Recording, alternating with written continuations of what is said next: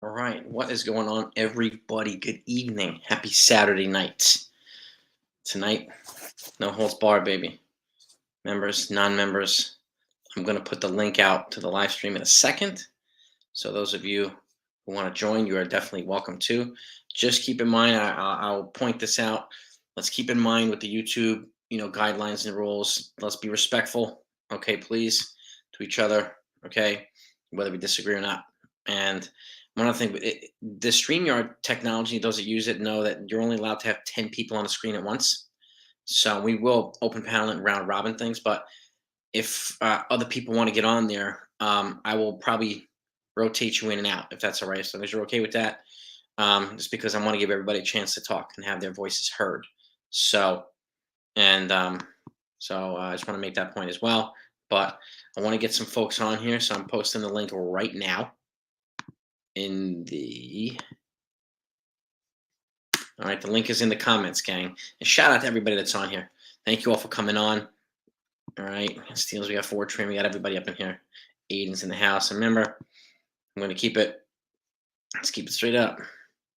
Uh-oh. Joel, keep taking care of yourself, my man. Please keep taking care of yourself. All right, you'll get pain during rehab, but you'll get better too. Pain is unfortunately part of the rehab process. So, but I'm going to add you guys on as we get on here. All right, make sure you can hear me. I want to make sure I can hear you. We got Jonathan in the house. What's good, my man? I can hear you. All right, we got Fortran. We got Mr. Maz is here too. What's up, Jason? Good, man. What's good? We got the Consigliere. Joel's in the house. Hey, guys. You're in Hey, the Joel. Keep taking care of that recovery, man. I was just saying too. Pain is part of the recovery process, so just get through it, man. Just get through it. All right. We got your back, brother. Appreciate it, guys. Yeah, man. Billy Branch is in the house too. I was saying, those that don't Hey, know. Billy. Up, Good morning. Billy? Hey, good evening, y'all. What's happening, man? We got Sunil's up in the place too. All right. Well, what's good, Sunil? Can you hear me, man? Can you hear us? Yes, I can hear you. I was just adjusting my audio. All right, man. Make sure our audio is good. For those of you who haven't heard, I made it a point too. The StreamYard technology only allows 10 people on at once. So I will rotate in and out just to make sure that everybody gets a chance to speak and have their voice heard or whatever. If we get that many people, we generally do. So I want to give everybody a chance to speak, but I'll give you another minute. Appreciate you guys coming on. And again, we'll talk about this. The first order of business. Aaron Judge, we now know he has a torn ligament in his toe. Okay, we confirmed that today. Round robin, what are you guys thinking? What do you guys think? I think he's gone for the year. I also think he's gone for the year. Yeah. I think 2 words, Juan Soto. I agree with that. I think he's gone for the year, and I think we now need to start considering getting someone to come in to fill that hole because we need someone. We need a bat. We need a lefty. So who's the obvious choice? Juan Soto. At this point, if you're not going to bring a Peraza, send him off. I know all of you. I know everyone wants Juan Soto. The question is, what do the Yankees have to trade for him? No, but the thing is, Sunil. Do you think they have enough to trade to get Juan Soto? Go ahead, Jonathan. I think Jonathan's trying to say something. Do you think the Yankees have enough to get Juan Soto? The Padres, I doubt it. Yep. Yeah, I do. The Padres' needs are different than the Nationals' needs were. The Nationals were terrible, so their needs are a lot more robust than the Padres' needs are. So the needs are going to be different. But I think, personally, I don't know if you guys agree. I think they have enough to get Juan Soto. I do too. And right now, I would seriously consider talking to the Padres. Well, and then also Padres are looking at a salary dump, so I don't think they'll be in as much a position of leverage to ask for a lot of prospects from the Yankees. I think the ask will be somewhat balanced on both sides because both teams are in the shitter right now. Yeah, and the problem is the reason why we're in this situation is none of our big guys are hitting. Rizzo's not hitting. Giancarlo's not hitting. Nobody's hitting. All the guys that should be filling in some of the blanks are doing nothing right now. You guys we got McKinney's hitting. You've got Bowers doing some hitting. You've got Bader doing some hitting, and you've got IKF doing some hitting. Those are not guys that are going to carry a team through the end of the Exactly. season, through the playoffs, and into the World Series. We've got to do something big, and that's where the Juan Soto issue has to get raised very quickly before somebody else jumps the gun on us. And it's Now- unfortunate that Otani is on a team that's currently in the thick of things. Otherwise, if you would have talked about the Angels falling out of it, maybe you could pursue it at that time. But I think Moreno is looking to keep Otani as long as the Angels are in the hunt. Well, they just Now- made a trade with the Mets. Yep. They got Eduardo Escobar. So it looks to me like the Angels are getting major league bats, because the original thing what we talked about yesterday was the Mets, and Steve Cohen said that they're willing to take on bad contracts for relief pitching help at the major league level. They got 2 minor league relievers yesterday from the Angels, not major league guys, so minor league prospects, which they need too. And they paid all of Eduardo Escobar's contract, third Yes, they baseman. did.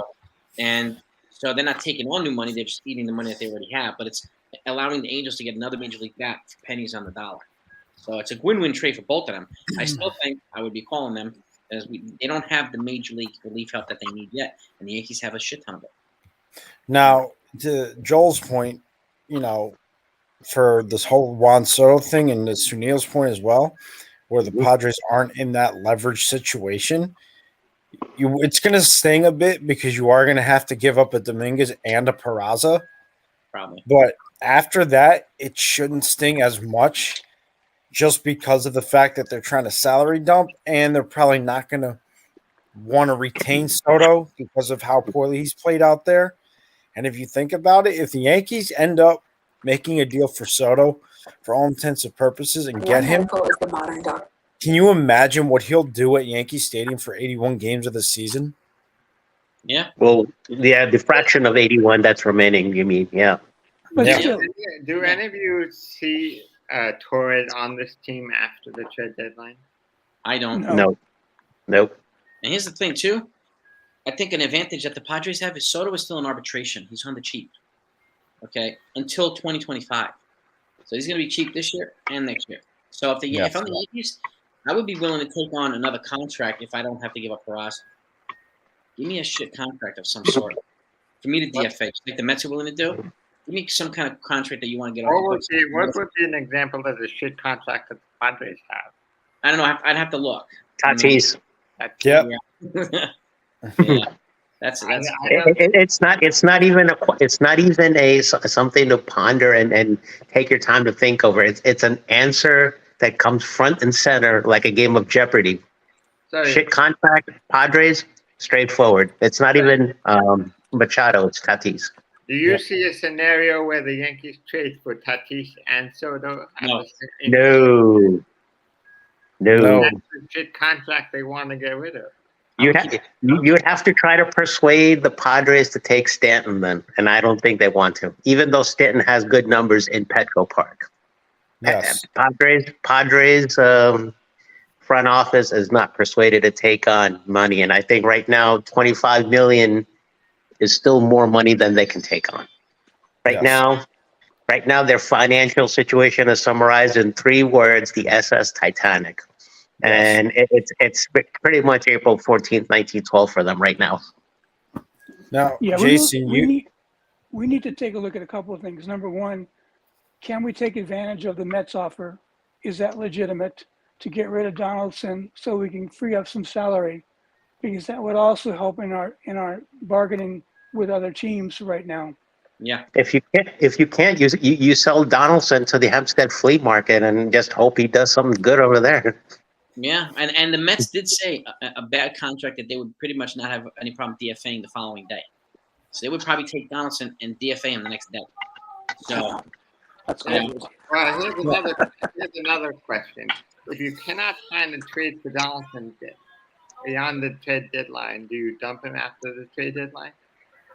I would DFA him, and personally I would. He's getting the same treatment that Hicks got before they DFA'd Hicks. They're booing the life out of him, and they have every right to boo him, right? And he's also not starting. He's also not starting, so Yep. he doesn't have any value right now. So at the end of the day, and I always say this, and I don't know if you guys agree, but if you have to pay that money regardless. So if you get Peraza up here, you get better production, you're getting better value for your dollar. That's But Except they won't do that, though. if you look at the similarities between how Hicks was treated, Hicks was benched, and eventually then he was DFA'd. And to me, I'm seeing some similarities right now with how they're treating Donaldson. Yep. And perhaps they're on the same steps to getting rid of Donaldson as well.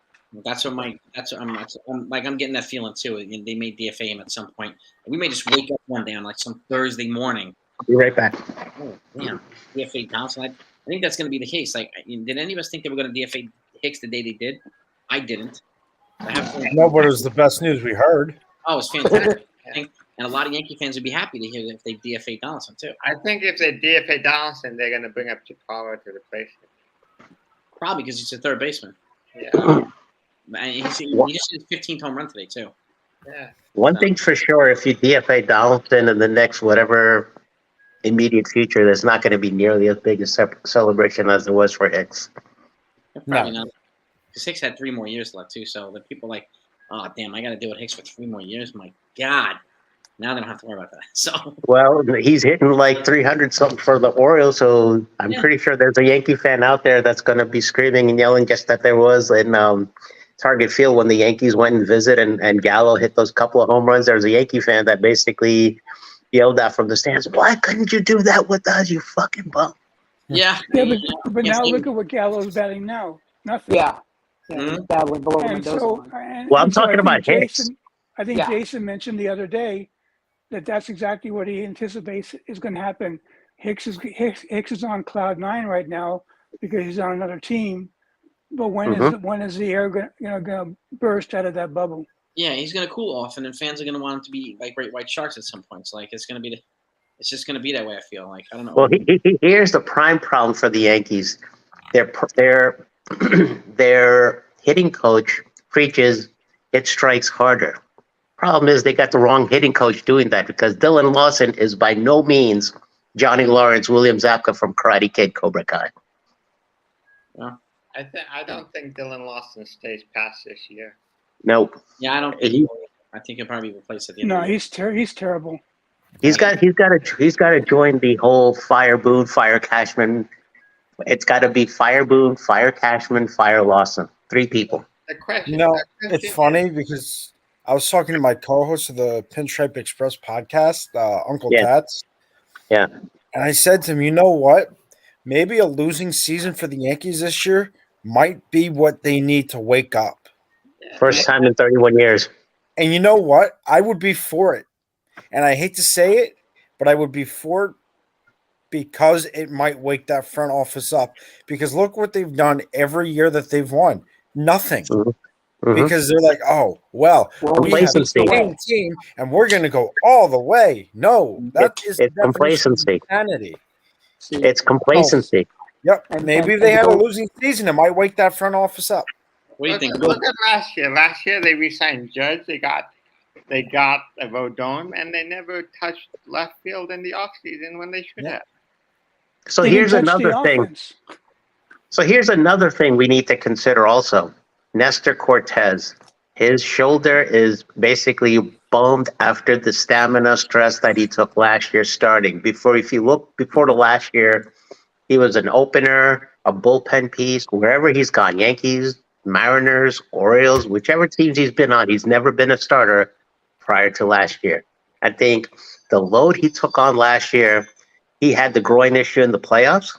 And then what you're seeing right now with the left rotator cuff is an aggregation of all the stress load he's taken on in the last year and a half. He's clearly not a starter. That's another mistake this front office has made, this coaching staff. Consequently, Jason, you saw the article I said. We need to go out and get Monty back or somebody like that. We need a balanced rotation. We need 3 righties and 2 lefties, and that's a successful rotation typically. Yeah, I mean, Billy, you were going to say, yeah, Billy, you haven't spoken yet, so. No, that's fine. I just want to go back to the original question that you asked. What do I think about Aaron Judge? Yeah. I think he's going to be out for the year, number one. Number two, yeah. Y'all are talking about trades for Soto, and people are talking about trades for Bellinger. Guys, this organization hasn't shown that they're willing to do that. I think when that news came out earlier today, I think Hal and Cashman probably met and said, "Well, we now have our excuse when we don't go deep into the playoffs. It's, well, hey, we were without our best player, so we only went so far." I know it's blasphemy to say that to hope for the Yankees to have a losing season, but I don't know. I said it in the chat, I think, last night. There is something fundamentally off with this organization, from Hal down to Cashman down to their high price analytics department, which I still can't figure out what the fuck their direction is, to on down, and I hate to say it, on down to Boone. When Boone put Marinaccio in today after Clay Holmes did a really good job of getting out of a jam, I really felt like I said it. I said, man, Boone's is trying to snatch defeat from the jaws of victory, man. I'm not. The only thought I had, Billy, on that was that I thought that he figured that since Marinaccio had not pitched in a number of days, that perhaps he would not be strained like the rest of them. Yeah, I mean, because that's what's killing King. But Marinaccio hadn't pitched in about 4 or 5 days. Yeah. So that was the one thing he had going for him, except he still wasn't sharp. Yeah, so he this wasn't is sharp, but now he did get out of the. Now he did get the job. He got out of it. So give him kudos kudos for to that. him. Kudos to him for that. I hear you. It puts him into a no-win situation if he hasn't thrown the ball in a week, and now all of a sudden he's in the closing spot with a 1-run lead. That's tough shit. I do think so. Holmes, I do think Holmes was the right guy to come in to protect that lead. Yeah. And I hate to say it, I agree with that, because he's been our best reliever since, Peralta's been taxed, Marinaccio's been taxed, King's been taxed, all of our big guns have been taxed, and I hate to say it, but Clay Holmes was the right move. Yeah, and he had a 6 ERA at the beginning of May. Now he's like down like 250. Yeah, So Holmes is figured. finds his pre-All-Star break form from last year. Yeah. Well, wasn't it Cash, the manager of the Rays, who started putting his closer in like the 7th or 8th inning, because that's where the key part of the game was, and there was no reason to save those closers to the 9th inning when the game was on the line in the 7th or 8th inning. And I think that's what Boone is starting to do with Holmes. So here's a point from Alan too. It's like about realistic fans should see they need to be sellers, not buyers. My question to you, Alan, is what can they sell to get value for? What will they get back selling? They don't have a Juan Soto to trade.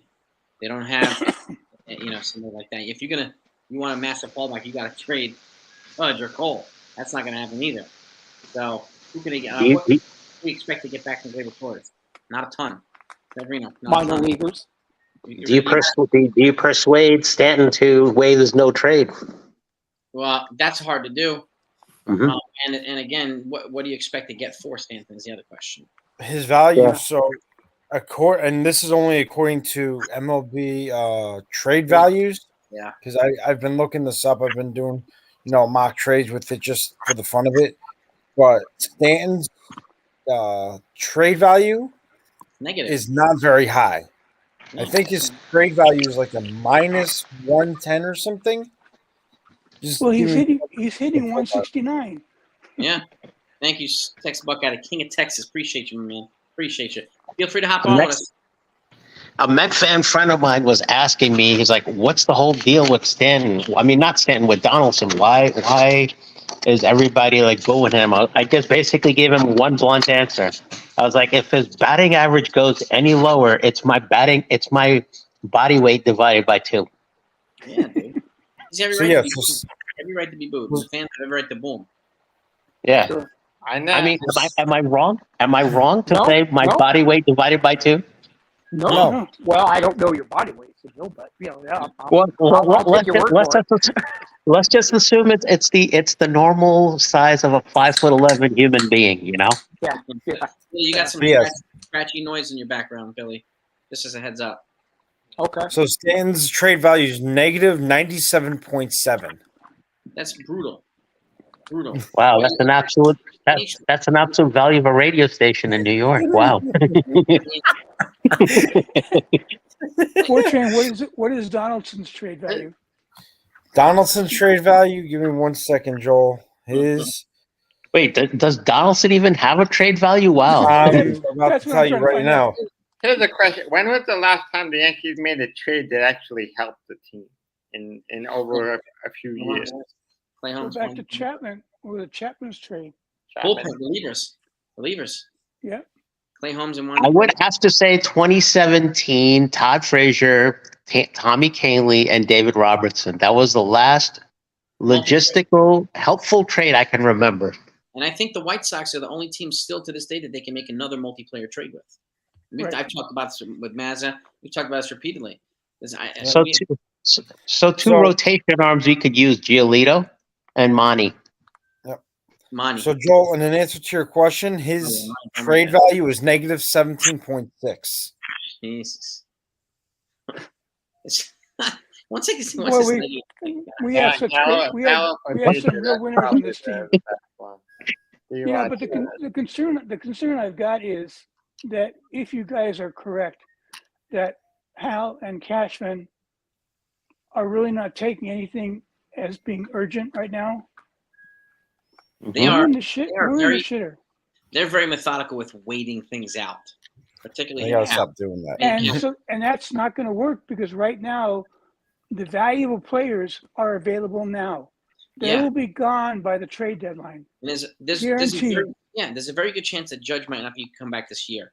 So right now is a good time to call guys up and make trades. And again, does anybody think that the other American League East teams like the Orioles and the Blue Jays are not going to try and get guys ahead of the Yankees? They're going to try to do something. They're definitely going to.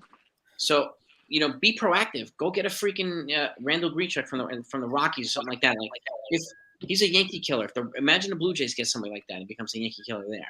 He was a former Blue Jay anyway, Randy Grichuk. Yeah, if you get him on the Orioles, or something like that. I mean, what if the Orioles somehow get Dylan Cease? Like they have the farm. They're top five. Dylan Cease.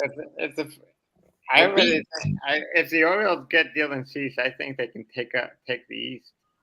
Probably. I would say pretty damn close. So and this if they don't take the East, they'll keep the Yankees out. They could keep the Yankees out. Yeah, the Yankees. So Verlander and Scherzer have like 2 or 3 years individually left on their respective contracts. Do you think Uncle Steve moves them? No one will take their contract. No one will take that. But Jason, I got to run. All right, Mazza. But thank you. Fortran, take care. During the week. Always a pleasure, brother. Be good, man. Be safe. Yep. Okay, man. Talk to you soon, my man. Yep. It's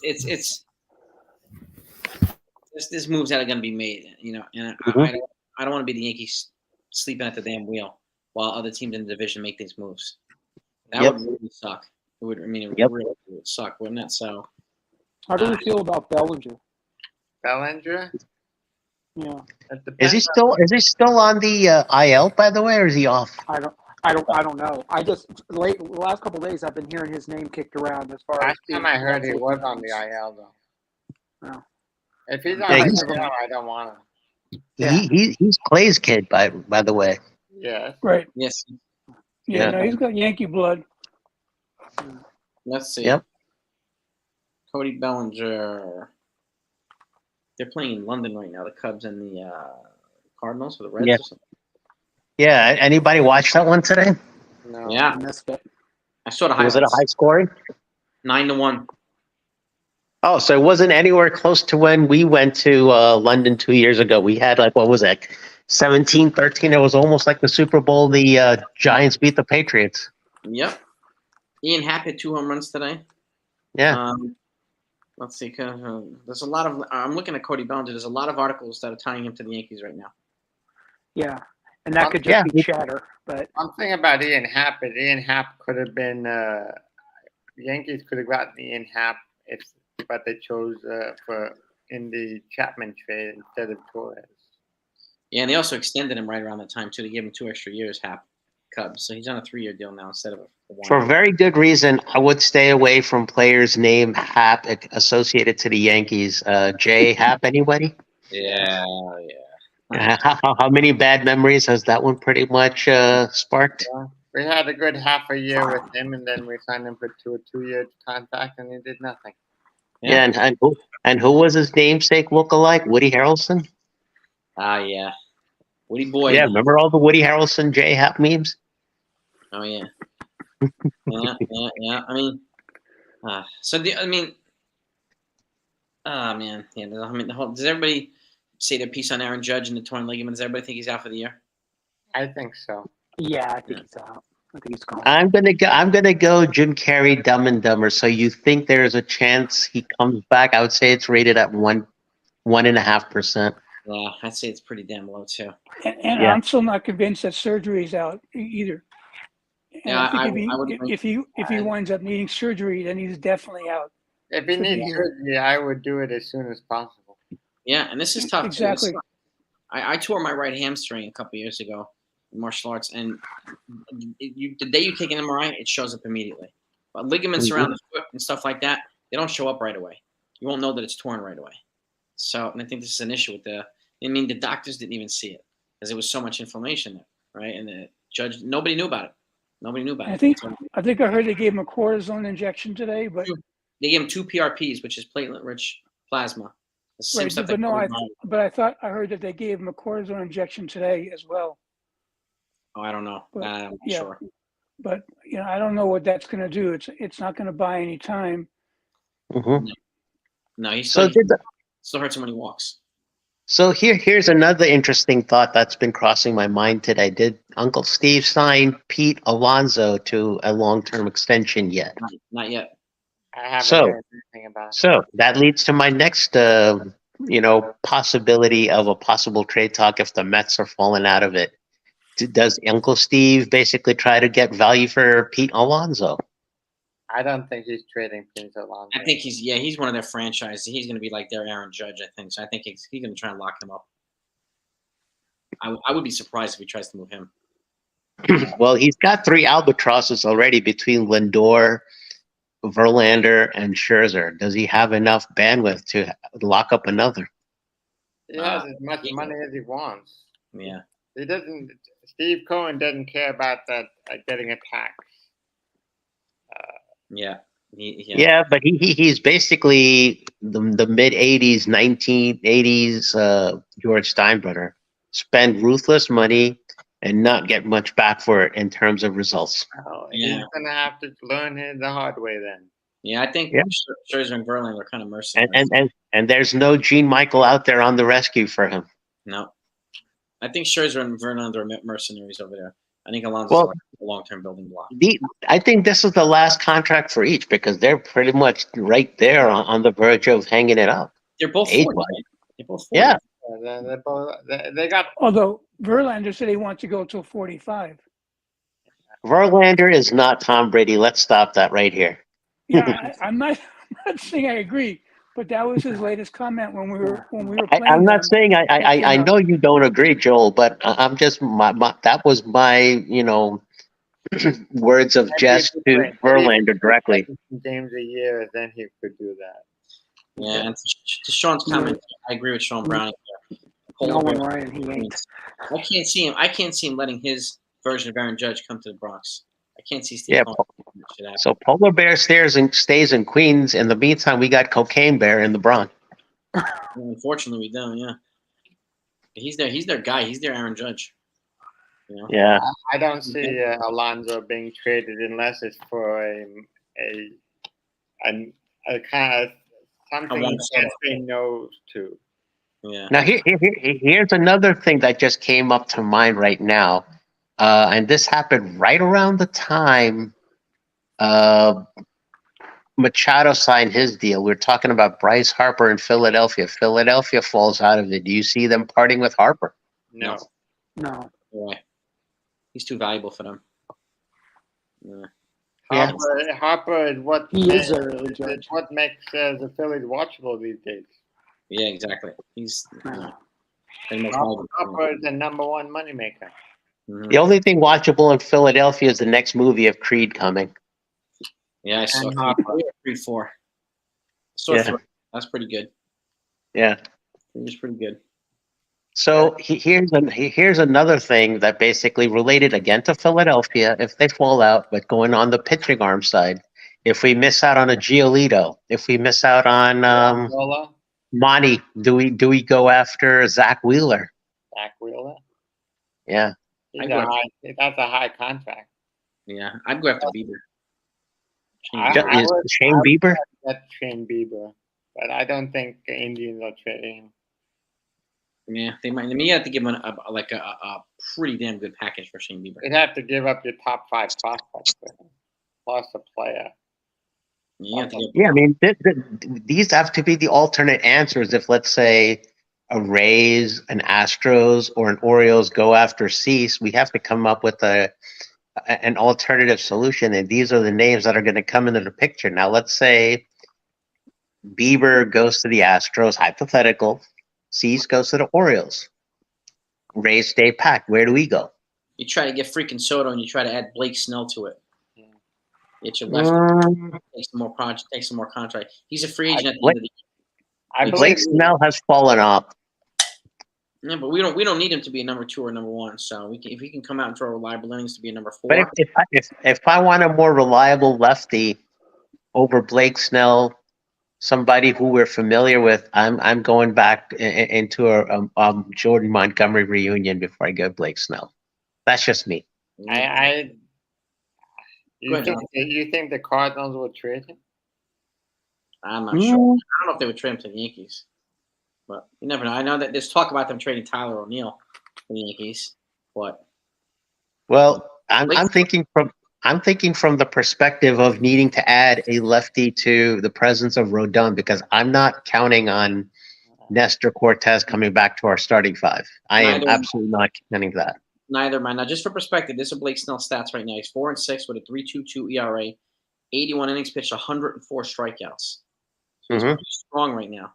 I would have whipped up 1.23. Now let me pull up Jordan Montgomery. So are they just not hitting when he pitches, and that's why he's got a losing record?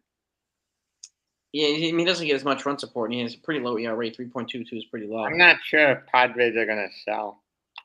Not sure. What's Blake Snell's career record in the Bronx when he pitches? When he pitched with Tampa and the Bronx. Good. He was pretty good in the Bronx, and he also won a Cy Young in Tampa too. So Jordan Montgomery's 4-7, 3.69 ERA, 85 innings pitched, 79 strikeouts. So not as high strikeouts, solid ERA. He's usually around like 3 and 6. He had a 3.83 career ERA, and he's 32-30. Yep. So what's their age difference? Monty is 30. I'll pull up Snell for you right now. Snell, they're both 30. They're both 30. I think they were both drafted in the same year. Yeah, I think so too. In 2010. Yeah, and in 2011 actually. You know something about the 2011 draft? The Yankees drafted Dante Bichette, and the next pick player was Blake Snell. Nice. So the Yankees could have drafted him in 2011. They drafted the wrong Bichette. Should have gone freaking Bo. Yeah, Bo was a different year, I think. Yeah, it was like 2016 or something like that. 2017. Yeah, they should have drafted him instead of the shortstop they drafted is, what was his name? And they drafted him with the 30th pick. Yeah, I know you're talking about. I believe he started with a K. Yeah.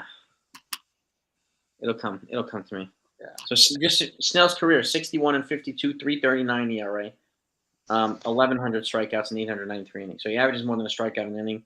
His ERA this year is lower than his career ERA. So he's trending in the right direction right now. So that might be a decent guy, and he won't cost a lot. But Monty, I don't know. I mean, he was pretty pissed when the Yankees traded him away. Yeah, that's the intangible. And if you're going to trade for him, you're probably going to want to try to give him an extension. There's no guarantee you'll do that. So, but I mean, like the pitching class this season, this offseason, is going to be pretty robust in terms of free agency. Aaron Nola, you got Snell, you got Monty, you got a lot of guys who are going to be free agents. So it's a pretty deep. It's much deeper than the offensive players. But if you're going to have to invest a lot of your farm system in getting a Soto, are you going to have enough to get a Blake Snell? Are you going to hope that Blake Snell's in that same deal with the Soto? I mean, I would. I mean, you try to, you're helping that you're taking a contract who's, I'm not exactly sure if they're going to try and re-sign him. So they're not looking to I'll re-sign hold him. her. Is Darvish under years of control under his contract with Padres? They just give him like a 5-year extension. Yeah. This is like a month or two ago, like 90 or 80 or $90 million extension. I think it'd be good. I think it'd be nice to get Giolito and Snell. Giolito and Snell would be great. Yeah. That'd be a hell of an offseason. I think they should get 2 starting pitchers no matter what, because like Sunil said too, I'm not banking on Nestor Cortez to be the same. I'm just not. Nestor's shoulder is pretty jacked. His rotator cuff or whatever he's got, that's a huge risk to play with. Yeah. And again, like, what would you think? Okay, so and I'm glad to say this, John. Like, Yankees have to get Soto. What do you guys think the Yankees would have to give up for Soto, and what would you give up for Soto? Let's round robin. So, Jonathan, take the floor, man. Tell us what you think, man. Well, I would think they would probably have to give up Volpe, Dominguez, Beater, and probably 2 other players. Where would Volpe play? Volpe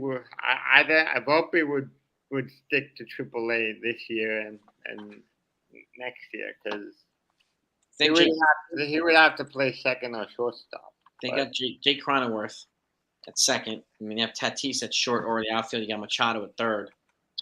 No, Tatis is an outfield. He's not there. And I think they got Bogarts at short. Oh, sorry, that's right, Bogarts. Excuse me. Bogarts at short, Tatis in the outfield, and Cronenworth. But they could also get they could get Volpe and then flip him in another trade. So they could. Now, right now, I don't think the Yankees have enough to get Soto. Joe, what do you think? Yeah, I think he's right, but I don't think that Volpe's would be the one. I think they would go after Peraza. They would go after Dominguez. They might even go after one of the catchers that we've got. Austin Wells. I would hope they go after Rorschach. And I'm sorry, what? I was just saying, when people were saying about the catchers, I was like, they should lay off Wells and go after Rorschach. I think Rorschach is hurt, isn't he? He was on the second day IL. I think he's back off it now. And why don't they bring him up? I don't know why they don't bring him up. The Yankees have a habit of keeping all their good young players in AAA and let them move up. Well, it begs the question that keeps coming up, and I hear this from a lot of announcers and so forth and analysts, is what's the real value of a prospect? A prospect hasn't really proved themselves in the show. So if you trade prospects for somebody that's going to help you right now to meet what you need for your team, are you really giving up a lot? Giving up potential. You're relying on potential versus proven. Soto's proven, right? Yeah. Correct. If I get Soto, I'm probably giving them almost anything that they want. You're going to have to, because he's a generational player, and he's 24. Yeah. It's not like Ohtani, because when he starts his free agency, he's going to be 30. Right. Soto's going to be 25. Yeah. That's a huge difference. And if I'm gonna give Soto a 10 or 12 year deal, I'm gonna give him an opt out after like 5 or 6 years. So if you want to opt out at 30 or 31, go right ahead. Let somebody else pay for your past 30 years. The only question with Ohtani, if we're on that subject, is he never wanted to come to New York when he was a free agent. What makes anyone think he wants to come to New York now? Well, actually, there has been. Here now. Yeah, go ahead, Mr. Neal. There has been articles that he's changed his mind, and his camp has basically come forward to say that he's more open to the New York thing, which is why the Mets are still in the picture as the New York team that he would probably go to in free agency if that were to happen. But Yankees also, what would we do getting Otani when we're stuck with Stanton? well, exactly. Otani will require you to trade Stanton as a Yeah. prerequisite, right? Oh, And, it's and what's- who's gonna take him when he's hitting Missing out. 169? Exactly. another thing. Missing out on Otani is why we got Stanton, I think. Isn't that Yeah, I mean, we're missing out on Bryce Harper too. Bryce Harper? But Yeah, I don't even know why they didn't get Bryce Harper. He wanted to come to New York. He was young. they didn't even He make him an offer. was the type of player you give a $300 million contract to, not Stanton. Yeah, but do you remember when? Already remember 30 years old. Remember when the Phillies signed Bryce Harper? 13 years, 325 people thought they were crazy. $330 million. Mm-hmm. They were insane at that contract. Now it looks like Now, a bargain. So how much are the Yankees actually paying for Stanton for the next few years? 10 Isn't million. it just a No, that 10 15, million a year? I'm sorry, 15 a year for the next 3 years, starting in 24, 25, 26. Miami's picking up 10 million a year for the next 3 Right. years. So it's Hicks money. It's pretty much Hicks money. Okay. So But that money is not tradable. If you trade Stanton, you have to pay some of that money that Miami is otherwise paying. That's what I've heard, is that, that tradable situation that we got at the benefit from Miami doesn't go forward to the next team. We have to pay that delta. oh, you have to- okay. You have to I don't know about that. I'd like to find out about that if that's true, because that's our only way of getting rid of Stanton. We're not going to be able to trade him. So here's the question then, related to the Steve Cohen context of bad contract. Worst contract right now, every Yankee fan is going to say Donaldson. But if you want to put a close second, you from this context, you have to say Stanton. Stanton. I think Stanton is even worse because he has more years. Yep. Yeah. Yeah, he had the same amount of years that Hicks had, so 3 years, and then he has a 4th year, but it's a mutual option. Both ways. So, Yep. Billy, what are your thoughts, man? To get Soto there, if San Diego is a smart organization, and they strike me as a smart organization, they're going to ask for the moon. So I wouldn't be surprised if they asked for Volpe and Peraza and Dominguez. I hate to say this because I really like watching Volpe do his thing, and I agree with you. I think Peraza is probably a better shortstop than him, and I'd move him over to second. But if you're talking about getting a player like Juan Soto, I think you bite down really hard and you do the deal. They offered them all. They offered them all 3 when he was at the Nationals, and the Nationals didn't like Volpe and Dominguez. They only like Peraza. But the Padres, it could be a different. Exactly. The Padres might be in a totally different situation financially and so forth. Yeah, and preferences too. They might like different guys. We just don't know. So, but yeah, I mean, I haven't even heard what how the Nationals trade on their side. I only hear on Soto's side. I don't know what the prospects the Nationals are doing right now. We got C.J. Abrams playing pretty well from the Padres. There's a couple other guys there. But C.J. Abrams probably playing the best with all the prospects. But they got a pretty damn big package from Padres.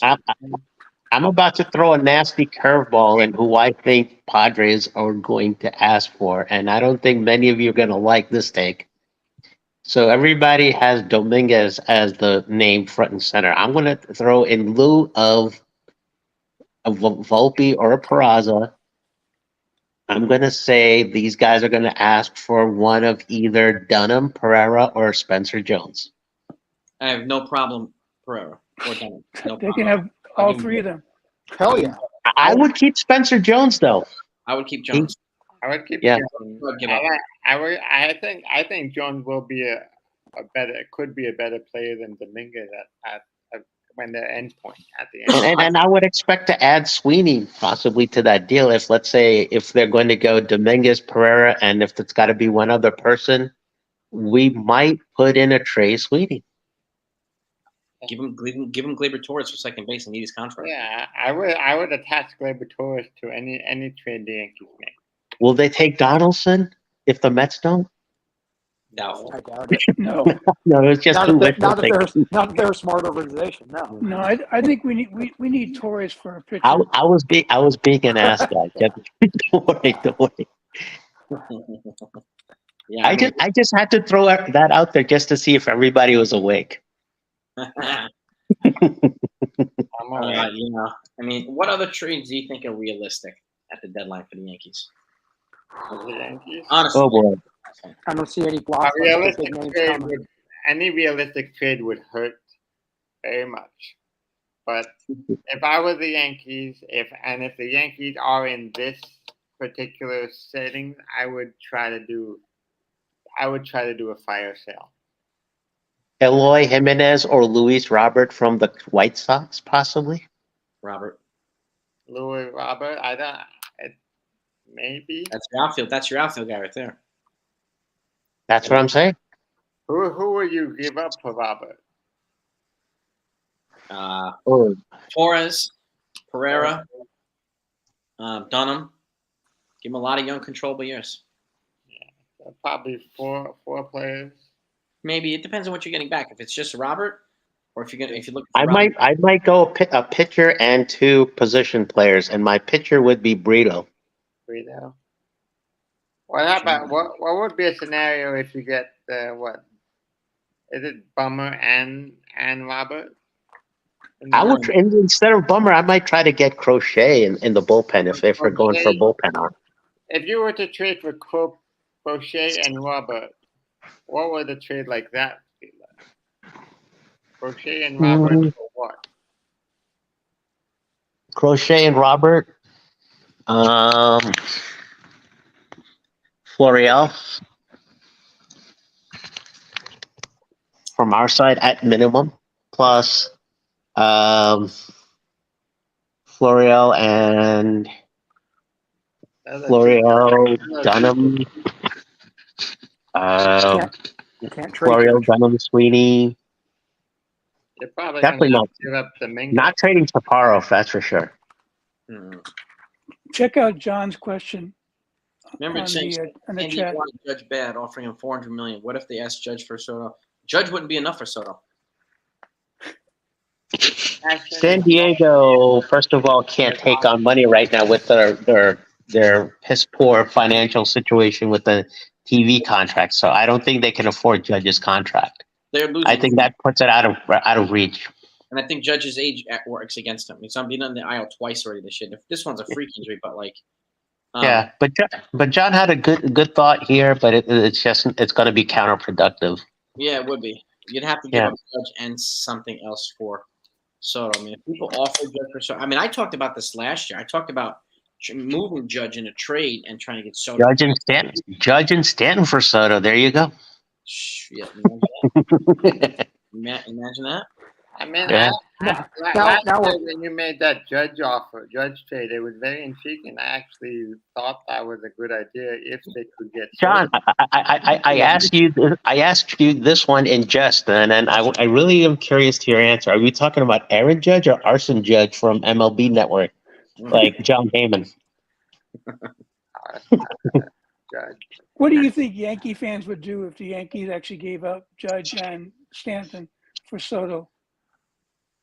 I think they might ride over actually. Judge. They might actually thank you for getting rid of half of their HVAC that they don't need.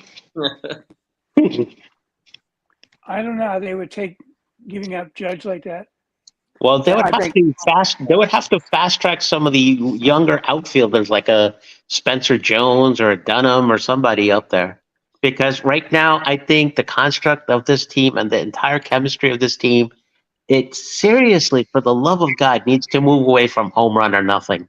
Yeah, Look back to the 90s chemistry. You had spray hitters who basically passed the baton. That was the key to success. And they rarely ever had a guy. They also don't have as strong as a farm system as people think. In my opinion. It's the whole batting attitude, Sunil. It's not just going for the homer or nothing. Look at people going up to bat. Everybody swings at the first damn pitch. Yeah. Nobody takes Regardless pitches of where anymore. it is. We were a better team when our guys took pitches, even if it meant that they struck out. They were, wearing down the first of all, they're wearing down the starting pitcher. because he's got to throw more pitches. You also got a better chance of getting your pitch if you wait, as opposed to, okay, he's going to throw me a fastball on the first pitch, I'm going to swing, which is what everybody's doing, and then they pop up. Because no one's, how many home runs have we had on leadoff hitters on the first pitch this year? Maybe two. Yeah, 2, 3 of that. I mean, so who's benefiting with it? Our whole batting strategy sucks. Well, ever since both Judge and LeMahieu both have not been playing this year, it's the Yankees' offense is non-existent. Well, John, it's the same as last year. They made no improvements over last year's offense. John, you raised a good point, and I want to ask everybody this: what do you do with LeMahieu's contract? I mean, he signed that 5 or 6 year deal on the wrong side of 30, and it's starting to show its true colors right now. I don't think he's tradable at this point. Yeah, that's what somebody's got to tell LA Yankee King. If he was tradable after last year, yes, but not now. Yeah. Mm-hmm. Yeah. Well, I wish somebody would tell us the truth about DJ, because something's going on. Something's going on. I have a feeling DJ has a hidden injury. That's It feels that way, Jonathan. But someone's got to get to the bottom of why this man has all of a sudden turned so sour at the plate. Well, maybe it's also playing for Boone, because Boone doesn't seem like the Yankees. I enjoyed the Yankees more when Girardi was the manager. I think Boone, in my opinion, and again, this is just kind of me venting out a little sarcasm here, Jason.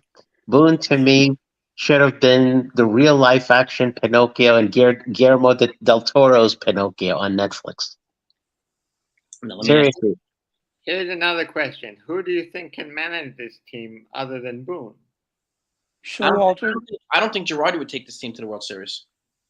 No. This team is not a World Series team. No, and Girardi inherited a hell of a lot better team. Yeah. The core four, and he got the biggest free agent class in the history of the franchise, all at the same time. Do you try to make peace with Al Padrica and say, okay, we actually were wrong, we should have took you instead of Boone, and try to get him to, work with this team? Nah, I don't know what that's going to do, in my honest opinion. But because he was one of the candidates before Boone. Yeah, so was Beltran, and so were Beltran. I would not even touch with a 10-foot pole. Sorry, not sorry. I don't think Beltran will get another job in MLB. Yeah, I mean, well, that's the other thing too, and Luis makes a good point. Boone hardly calls any shots. It's a pecking order. It's clearly. Boone is the one getting shot at, if anything.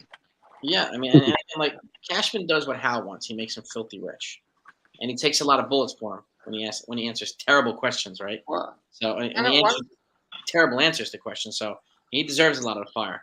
One thing Hal hasn't figured out that George Steinbrenner knew is winning makes you more money than being in control. Well, I said the same thing. You win more games you win. You go to the playoffs. You go to the World Series. You're more profitable. Yeah. Thank you. It's really. Hal doesn't seem to care if he reaches the playoffs. I mean, if you would, every next round in the postseason, you make more money and more money. You get to the World Series, you make even more money. Every round gets more lucrative. Anybody remember Boone's body language back in 2018 in a post-game conference, and when he was asked a question? This has nothing to do with bashing or trash talk or anything, just straight observation. If you guys watched a post-game back in 2018, he took these basically deep breath kind of, his behavior was more like deep breath kind of thing, as if he had like some sort of a transponder in his ear and he's waiting for answers to questions. I gotta go back and look at that. Maybe. Yeah. I never realized that. Yeah. Yeah. I mean, he basically took the big inhalation, kind of like, he had that kind of look on his face. But I also have a feeling that Cashman also has reached his end of its usefulness. Could be, but maybe his role is different now. His role is like it's almost like 50-50. We'll get what we can to stay competitive, and I'm going to make you really, really well, really, really well. I agree. I remember what you said, Jason. I agree, and I agree with you. I would give Cashman a different role, a higher up role, and I would hire a new GM who can think like the modern GM, not like the '90s GM. Mm-hmm. I mean, Prella's going to be in the hot seat with San Diego. Yeah. Just a thought. I mean, Theo Cashman. I mean Theo Epstein. As much as I love him, that's a pipe dream. He's like next in line to be the MLB commissioner. So, boy, make that happen ASAP. yeah. I mean, I would pick Theo over If you anybody in if the you world. if you brought Sabian back, you have to do something like what you guys have been saying, and basically push Cashman up the totem pole to some other higher position and make Sabian the GM. But I would also Sabian has had 3 proven successes in the 2010s, in 10, 12, and 14 with the Giants. He also had a Hall of Fame manager too. Here's another question: what about Dylan Lawson as a possible manager? No, no, This is a no. question as in the chat. Anybody watch the NBA from last fall until now, you know what Jason Kidd has basically been saying in the post game every time the Mavericks have lost. He basically has been saying, we don't care about the 82 game regular season. Just make the playoffs. Yeah. Does that ring a bell? Does that ring a bell? Isn't that kind of the same thing Dylan Lawson has been saying about the regular season stats? We don't care about the batting averages and this and that. It's kind of the same thing. This guy's pure apathetic. Yeah. Also, another thing I kind of remembered. I think the Yankees lost a lot when Gene Michael died. They lost Yes. a part of their way of Yeah, thinking. When did Gene Michael die? In 2018, I believe. Look at this, guys. Coming up on the screen. What? What? I'm not watching, so I don't know anything. What do you think Is of that? Billy, This should be the London series instead of Cubs and Cardinals, man. This should be the London series. This Angels and Rockies are matches playing the football. over under of what we had 2 years ago, 3 years ago when we went. We went there in what, 19? Yeah. Yep. Yeah. So the first game was like 17-13. The next game was like something like 7-4, 9-4, whatever. They're playing in Colorado. They scored 2 in the second, 13 in the third, and 8 in the fourth. Shit, they batted around twice in that inning. They scored 13 then. Well, this guy, the guy that just got from the Mets. He's 2 for 3 with a home run. No, 2 for 3 with a walk and 1, 2, 4. Let's say 4 runs scored. Who the Mets basically call the Met fans that I know, a friend of mine, they call him Escobar. Eduardo Escobar. Yeah. He was the guy that 3 for 3, and they took him out of the game because he already had 3 at bats. They want to give him a rest. Yeah. As soon as the Correa deal fell through with the Mets, they brought in Escobar. Yeah. Yep. Ready for Escobar. Man, that's and isn't Correa still on the IL somewhere in for Minnesota? the Twins? Minnesota, yeah. Yeah, but he's on the IL, right? I think so. Who's batting better, him or Volpe? It's probably not a big gap because he was in the low 200s too, from what I remember. Let's see. Let me pull up Correa stats. Yeah. So with the exception of batting average, Volpe's offensive stats are not that far from Laboratore's. If you look at him. So, I'm surprised with this guy Mickey Moniak. I remember he was a first round draft pick. He didn't do very well with the Phillies, and he's doing great with the Angels. happens. Yeah, 220 for Correa, batting average, 11 homers, 37 ribbies. That's correct. Yes, but if Correa is out for the year and Volpe somehow picks it up, I mean, if you remember watching him last year in minor leagues, he's a perennial slow starter, and he picked up, and he probably batted somewhere around, 220 to 240 somewhere, if I'm not mistaken, in AA, AAA combined last year. And he batted out of his mind the second half of the year. So that's what I'm saying. Yeah, it could happen. So for all the Yankee fans who are going bananas just because we stuck with Volpe and didn't go for Correa, wake up. Yeah, I mean, yeah. The only thing we can hope for is the opposite of last year, where they got off to a hot start before the All-Star break and they basically played 500 the rest of the year. If we That's could, what my bet's telling me. if we could play 500 until the All-Star break and then play 750 baseball like the first half of last year. Yeah, so actually, that's a good point, Jonathan. Let's break this down. So after the Rangers series, we go on the road for 3 to Oakland. I see 2 out of 3, best case a sweep there, and then after that, Cardinals 2 out of 3 against the Cardinals. Then what's after that? We got the Orioles, right? We need to win in division series. Let's see. Right, and the next in division games that we got are the Orioles around the 4th of July. Yes. Yeah, so we basically, is that in Yankee Stadium or is that Camden? Orioles in Yankee Stadium, July 3rd, 4th, 5th. Great, so we get to Boo Hicks. We're perfect. And then you get the Cubs right after that. The Cubs come to Yankee Stadium for 3. And then the Yankees go Okay. to Colorado for 3. Yeah. Maybe we can put up our own 20 spot there. Maybe that's when our offense wakes up. Well, there's a lot of things. There's a lot of things to take into consideration. I mean, that's where Rodon's going to be coming back. offense wakes up. Well, Yeah. Maybe. Yeah, the offense wakes up. Maybe. We're getting some echoes here. Yeah. I have no idea. Getting some echoes here. I have no idea.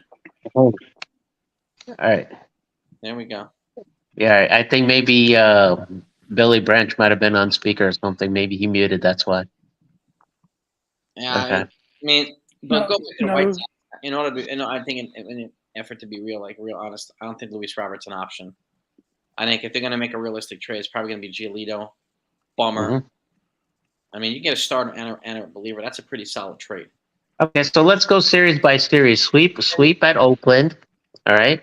Another thing before you get into that, in July we play the Baltimore 7 times in the month of July. Yep. Yeah.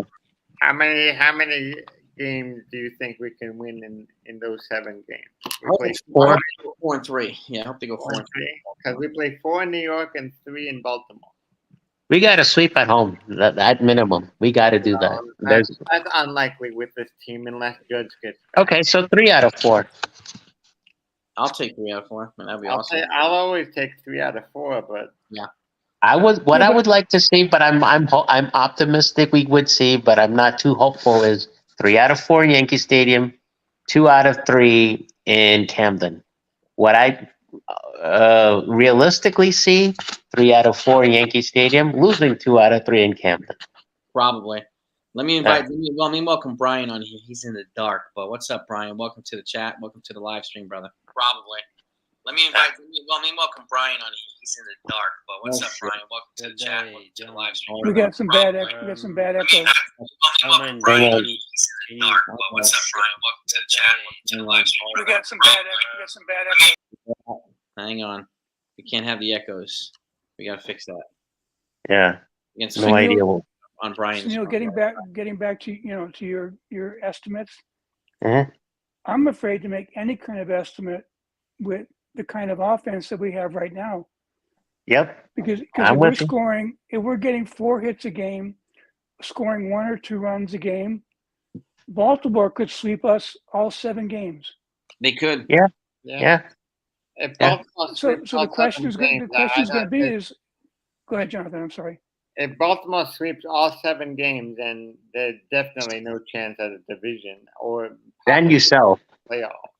Yeah. I think it would be wise for them to go under the assumption that whatever move they make, they have to go with the assumption that Judge is not going to be here. So before we take on the next topic, let's kind of project where we stand to be by the All-Star break. Now in the All-Star break, we got 1 game with Cole tomorrow against the Rangers. Hope for a W, so that's 1. That makes our record 43 and 35, 36. What is it? I'm pulling it up now. Yeah. Look at the scores. I'm going to go to standings here. Where the hell are the standings at? Give me 1 second. I'm looking for the standings. Yeah. Let's go through a little record projection exercise. Yankees are 42 and 35. 42 Right and 35. now. Okay. 9.5 So games. tomorrow, hopefully 44 and 35. At the end of the Oakland series, 47 and 35. That would be nice. Then, Yeah. Cole, Then Cole if we has then if we historically. go when we go to Cardinals, hopefully we don't have the same deja vu like last year where we got swept all 3 games. Hopefully it's going to be 2 out of 3. Ooh. I'm being nice, giving them 1. Speaking of Cole tomorrow, he's going up against Nathan Eovaldi. This is gonna be a tough game tomorrow. Tomorrow's Wait, going I to be a thought very tough game. I thought we were going to miss Ubaldi this series. That's what I'd heard at the They- beginning. They I think brought they they put brought him- him up specifically to He's put control. 9-3 forward. with a 280. 9-3 with a 280 ERA. So he's like a Yankee killer. Yeah. And Cole has historically struggled against the Rangers too. Yeah, so we gotta hopefully he pitches well tomorrow. But anytime we come off a win and get cold the next day, he tends to play. He tends That's to true. build up the momentum. So, but you never know. Yankee Mhm. Stadium. So I'm We have to hopeful get- it's 44-35 tomorrow, 47-35 at the end of the Oakland series, 49-36 after the Cardinals. Then after that we got the O's for 4, right? Yeah, So split that. That's 51. 52 and 37, 36, whatever it is. 38, yeah. Gee, we said 49-37 after the Cardinals, so 52-38. Then we got Chicago. Hopefully we can sweep that. So at least we don't have a shot logistically to go sub 500 by the All-Star game. That was the idea I was trying to, engage in the discussion here. Yeah. I can't see them. I think this is gonna be the first time in a while where every team in a division could be over 500 this year. This was like last year's NFC East in the NFL. I mean, when you look at the AL Central, that could be a division where every team is under 500, even the first place team. It's crazy. Yeah, Crazy. yeah. So where's Bill Belichick when you need him? He was bitching about the time when St. Louis Rams won the NFC West with a 7-9 record. Where is he now? I don't know, man. But it's so. I mean, to be realistic, I think a trade with the White Sox is probably the most realistic move that they could make. Multiplayer trade. But, I mean, Soto would be nice. I hope that they'll try at the very least. If they say no, okay, at least we know they tried. But I don't think Do we trade for Newtbar from St. Louis? Can they? Yeah. Is the question. Can they? He's going to cost more than any other. He's going to cost more than Tyler O'Neill. I don't think they want to make a deal like that. Yeah. I mean, if they're going to give up they're going to give a boatload. It's got to be somebody like Soto. I would throw in Cashman in there and make Sabian the GM right after that. I'm so sick of Cashman. A lot of guys are Cashman now. Well, the only way Cashman is getting fired if the Yankees don't make the playoff. Is it me or does I don't Cashman? think he'll be fired then. I don't think he'll be fired. You don't make playoffs. Is it me or does Cashman come off to you guys as the type of person that, let's say, Bill Lumberg from Office Space was? With the stapler? No, that was Milton with the stapler. Bill Lumberg was the boss. Oh, that's right. Yeah. Yeah. You're going to have those TPS reports. Yeah. Fuck. Yeah. Can you get me my analytics for the pitching staff? Yeah. I don't know, man. It's either him or Steinbrenner. Whether Steinbrenner's got the facial persona that fits. I mean, you put Lumberg's glasses on Steinbrenner, it's a perfect fit. Yeah, I could see Steinbrenner as more of Yeah. See, I'm torn because y'all know how I feel about Hal Steinbrenner, but I listened to the interview that he gave on Michael Kay, and Michael Kay, I mean, he wasn't nasty to him, but he asked him some pretty pointed questions. He asked him the kind of questions that I would want to ask, and Hal answered them. But it just, I think the thing that Hal kept saying is, well, we're in June, which is a good point, but I don't know. There's just something. I think Sunil said it. There's a complacency that just seems to brew in this organization right now, and I'd love for them to prove me wrong by the trade deadline.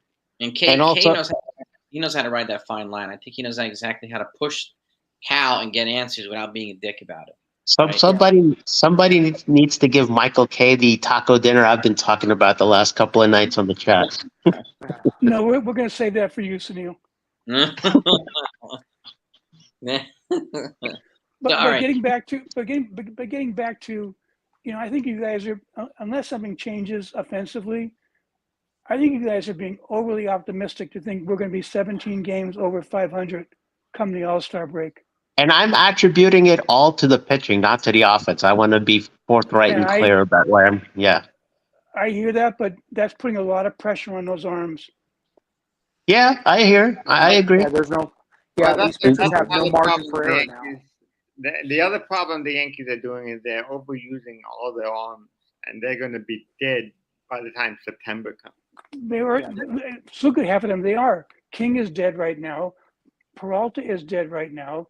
Oh, I could see Maracchio King. I could see. is- I could see King being out for the year again. I could see that happening. And I hope that doesn't happen. They're overusing all their bullpen arms. Yep. Mhm. Attack. That's why they need to trade for You know, more. the only guy that's reliable right now is Conley. And Yeah, they're Tommy not Kahnle. gonna- Yeah. They're not going to push him more than one inning right now, I don't think, His arm is because more. they Yeah. want to make sure I wouldn't- they want to make sure that he's good. I can see them making him the closer. Mhm. It's too bad that Efros can't come back this year. Yeah. See, this is the discussion I was also going to bring about earlier. Do you still stick with the current level of analytics, basically resting people in the bullpen for 3 to 5 days at a time, as you did with Marinaccio today, or do you take the Joe Torre approach of Tanyan Sturts every day for an inning Yeah. or two? I remember that. We don't have. Yeah. We don't have the same personnel that can actually handle it. I don't think. Yeah. Some of our the guys that would be able to handle it had Tommy John, so they're not going to be here until next year anyway. Anybody think? One thing really quickly, Christopher in the comments. I'm asking you one time. Be respectful. All right, just one time. no. That's your one warning. Anybody think that Rodon coming back could counterbalance the issues that they're having with the bullpen? I think it'll help. Yes. think it would help, yeah. His arm is fresh, but at the same Yes. So But at the same I'm sorry, Jason. And another starter would always help. Thank you. Yeah, another starter would always. Yeah. If you A start starter the, to go 6 or 7 innings, yeah. if you start the rotation on 2 days straight days of expectations of 6 to 7 innings pitch between Cole and Rodon each day, that helps the bullpen immensely. I think it each does. one of these guys are going to go 6 to 7 easily. Rodon, you have to sort of build him up because he's coming back from it. I mean, he's going through the assignment down. Yeah, this is a spring training, basically. Yeah, exactly. I fear he could come into some Luis Severino type of 2 or 3 starts of really bad spells. I fear it could happen. I'm being realistic to say. I just hope it doesn't. I don't know. So the Yeah, question is, do you hang on to Brito and use I Brito was as gonna that say. long relief? I like the way you think. That's Yeah, what I was Brito for relief. Yeah. Yeah. Especially if, let's say, if you lose a Cortez by chance because he's got a rotator cuff. Rotator cuff. If you straight that thing further, that's a risk to be out for the year as well. And also, if Hamilton comes back, you can put Brito in the starting rotation. But Sure. but Hamilton's What about still Vasquez though? not more than a 2 inning guy. That's just it. Yeah, or Vasquez, Billy, Vasquez, too. but basically To somebody be that can honest, give I us- like Vasquez better. Yeah, I mean, if you can acquire, let's just say you get Giolito and Rodon comes back healthy, right? Notwithstanding whatever we get from Mhm. Cortez, but then you can move a guy like Brito or Vasquez to long relief. This is where we don't have right now. We don't have one long relief that we're using. A guy that was maybe trained as a starter that you can throw in and throw reliable 2 or 3 innings. And I say this a lot. Long relief is a good bridge from the starting pitcher to the short inning guy. Okay. Well, Jason, Well, this is where not having Loizaga is really killing us. Yeah. Do we have any indication as to, when he might be coming back? might come back in He September. was September. he was our long relief guy. Mm-hmm. He got us through. I think we need like 2 or 3 long relief guys, honestly. I think Randy Vasquez could be that type of player. Yeah, he could be. I mean, or again, if you move Severino during the trade deadline, one of these two got to go back into the rotation, either Vasquez or Brito. yeah. I'm not against dating Severino. I would see what they can I get think for the bridge is too burnt for those two to stay together between front office and Severino. Severino's got to go. I don't see a chance that they're going to resign him anyway. So I would try to No, get whatever. not a chance. That's exactly what I would try to sign. I would try to trade Severino maybe as a package. Yeah, if you can add him to a good prospect and get a left fielder, it's worth Yeah. it's worth considering. Yeah, Yankees need a left fielder. If you can get a left fielder for Severino, Well, and here's an idea. do it. Here's an idea. We were talking about trying to get Soto from the Padres earlier. Why not put Severino in that deal and try to get Snell back in return? You could. Yeah. Maybe that would cost you a lot for Snell and Soto. Yeah, but you're getting a playoff, experienced arm. Yeah, and you're still going to have to give up boatloads of capital anyway, prospect wise. So You're gonna have to give up your top 4 prospects. most likely, and that's Yep. most likely. Yeah. Severino. And Yeah. that's a tough one to swallow, but it's up to them Yeah, to Dave, do it. I mean, and maybe we can give our troll specialist in the chat up in that trade too. I like Yankee King. Another question is: do you see Herman having a future? No. After that outing against Seattle, where he gave up a 10 spot, he gave up a touchdown and a field goal. No. Especially after his last start when he gave up, what was it, 6 runs? 10 I mean, in Seattle, and then the one before that, he went- prior to that one, I think he gave up like 6 runs. Could anybody be stupid enough to trade for him? Dude, he can't pitch without, peanut butter and jelly fingers. Now let me see how many years. When is Everybody talks about Cole and Sticky Pat. Herman's the bigger problem. Cole at least put it together. Mm-hmm. I mean, they made him the face. They made him the face of sticky stuff, even though everybody was using it. They just happened to make Cole the face of the damn thing. Now, what's Domingo Herman? When's Domingo Herman a free agent? I'm trying to look this up. I think At the end of this year. No, I think he's got more control. I've heard him and Severino are free agents after this year. I'm trying. Well, That's what I've heard. I don't know if it's true. I know Severino is. I'm trying to find out now here. Yeah, but what I'm saying, Jason, is I've heard Herman is also in that same boat as well. That's why I'm trying to confirm. I'm trying to look at this. Yeah. Domingo Herman after the 2024 season. He's got one more season. Okay. Yeah. Oh, God. All right. He had one more year of arbitration. Yeah, so if you want a bad contract and an arm, Uncle Steve, there's your solution. Donaldson and Herman for whatever you got to give us back, and we'll put Vasquez in his spot and call it a day. Take a few bad contracts. We'll give you a couple. Yeah, Brito looked good the last time out. What did he give us? 5 1/3 innings. Yeah. So I wouldn't toss him aside. Mm-hmm. Let's see if Brian's thing is working now. Get him on here again. Let's see if it works. No. Shoot. It's not working. Brian, you're having some echo problems on your end, if you can hear me. We gotta fix that. Yeah, I can see you. We're having some echo problems. Mm-hmm. If he has echo problems, he might have 2 things open at the same time. Yeah, you might have 2 things. If you have us open Twice, yeah.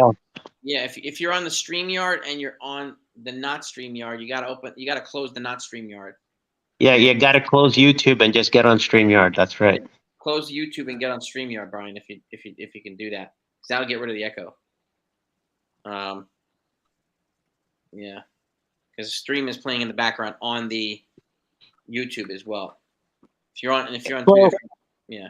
So we've talked exhaustively about trades. Let's talk about, players on the mend as well. Luis Heel has come back from Tommy John, and he's been starting a throwing program lately. What's the progress on him? He's supposed to be optimistically here August at some point. Now, he's a guy I would put in long relief this year. I wouldn't try him as a starter at all. I would just try to build long relief. And then when you get what you get, I agree. Let the long relief be a building block towards starting next year. You know who I could see Luis Heel playing the role of? Chad Green that we had in the past years. Chad Green, yeah, another multi-inning guy. Yeah, Yeah. I miss having a Chad Green on the team. yeah. Yeah. He was a guy who would go 2-3 innings a couple times a week. That's what I'm Yeah. saying. Like, we need a couple guys like that. I want to have guys like that can be the difference between us using 7 pitchers instead of 3 or 4. And Like, I don't even know what happened to Chad Green. he's He's in Toronto. We Toronto. didn't resign him. Yeah, Yeah, he's in Toronto. yeah, Same Yeah. thing why we didn't resign Robertson either. No, yeah. He signed with the Phillies. Now he's with the Mets. David Robertson. You know what was the funny thing about, talking about the Mets and all that, and we didn't sign Robertson, and then, of course, Diaz had the freak injury in the World Baseball Classic, for which he's out for the year. And then we, during the time when we were playing the Reds and they were struggling, everybody had talks of, oh, we still need a closer. Let's go out and try to get Aledmus Diaz and whatever. The brother of Edwin Diaz. Alexis Diaz. Yeah, he's a guy. He's going to cost a lot. Yeah. If anybody's going to try and trade for him, he's going to cost a ton. But now, will the Reds sell? Yeah, but now that Cincinnati is hot, I don't see that happening. I don't think Red's going to be sellers. They're going to be No, not at all. They might buy. Yeah. Like, Do you think there's a trade for the Reds and the Yankees? No. Nope. I don't know what you would get from them. Who do we have that's going to help the Reds right now? Yeah, it would have to be one of our very top. Well, they already got Dela Cruz at shortstop, so Peraza's out of discussion. Yeah, don't. Maybe the only way they make a trade is if one of their pitchers get injured and they want a bullpen help. Yeah, or you give up a haul for Jonathan India. Maybe they want Wandy Peralta. Or if they start to fall off, you try to trade for Fraley. Fraley's another option. Yeah. Yeah. I wouldn't be surprised if India got traded to somebody. He's a guy. Potentially. I think he would get traded to the American League. Yeah. I remember something you did a couple of weeks ago where you had a bunch of trades that the Yankees could have done and they never did. For example, an Andujar trade that you had a long time ago. Mm-hmm. Why do the Yankees not see the long-term picture in a guy like an Andujar trade? If you have a guy doing good for 1 year or 1.5 years, and you have a chance to trade him for something that can help you for 10 years, why not make that short-term sacrifice for the long-term success? It's a great question. I don't know because I think They honestly, don't think that way. yeah. Well, they should for some players. When Andujar got second in Rookie of the Year behind Ohtani, when he hit that 28 home runs and whatever else, 89, he was on fire. Yeah, I believe that was right then when they got that offer to trade him to, I think it was Milwaukee for Josh Hader, and the Yankees said no, straight up. And the Yankees were offered right after Gleyber Torres' 38 home run season. They were offered Luis Castillo for Gleyber Torres straight up. The Yankees said no.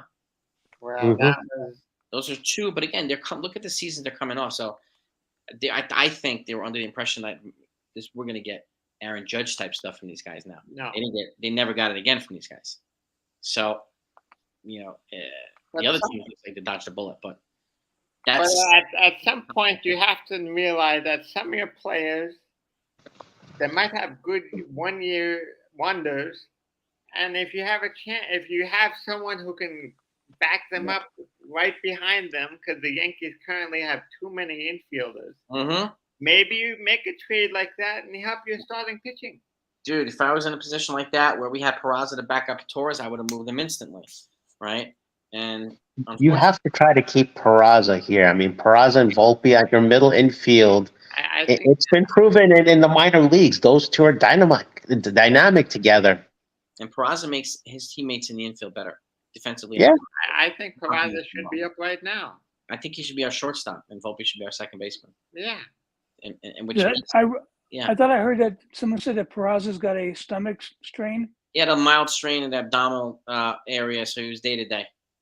He's not on IL, he's just day to day. All right. Yeah, he probably had some of Josh Donaldson's bad food that caused it. I don't know.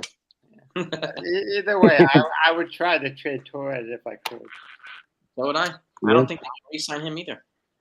They're it's not 20. going to resign. They're not going to resign him to a 5-year deal or more. No, he's gonna get a 9-figure contract from somebody. Yeah. And I don't want to And get a 9-figure contract. And the Yankees can't hold these players and not have them leave and get nothing for them. Yeah. And I don't want to get 9 figures somebody who focuses half the time.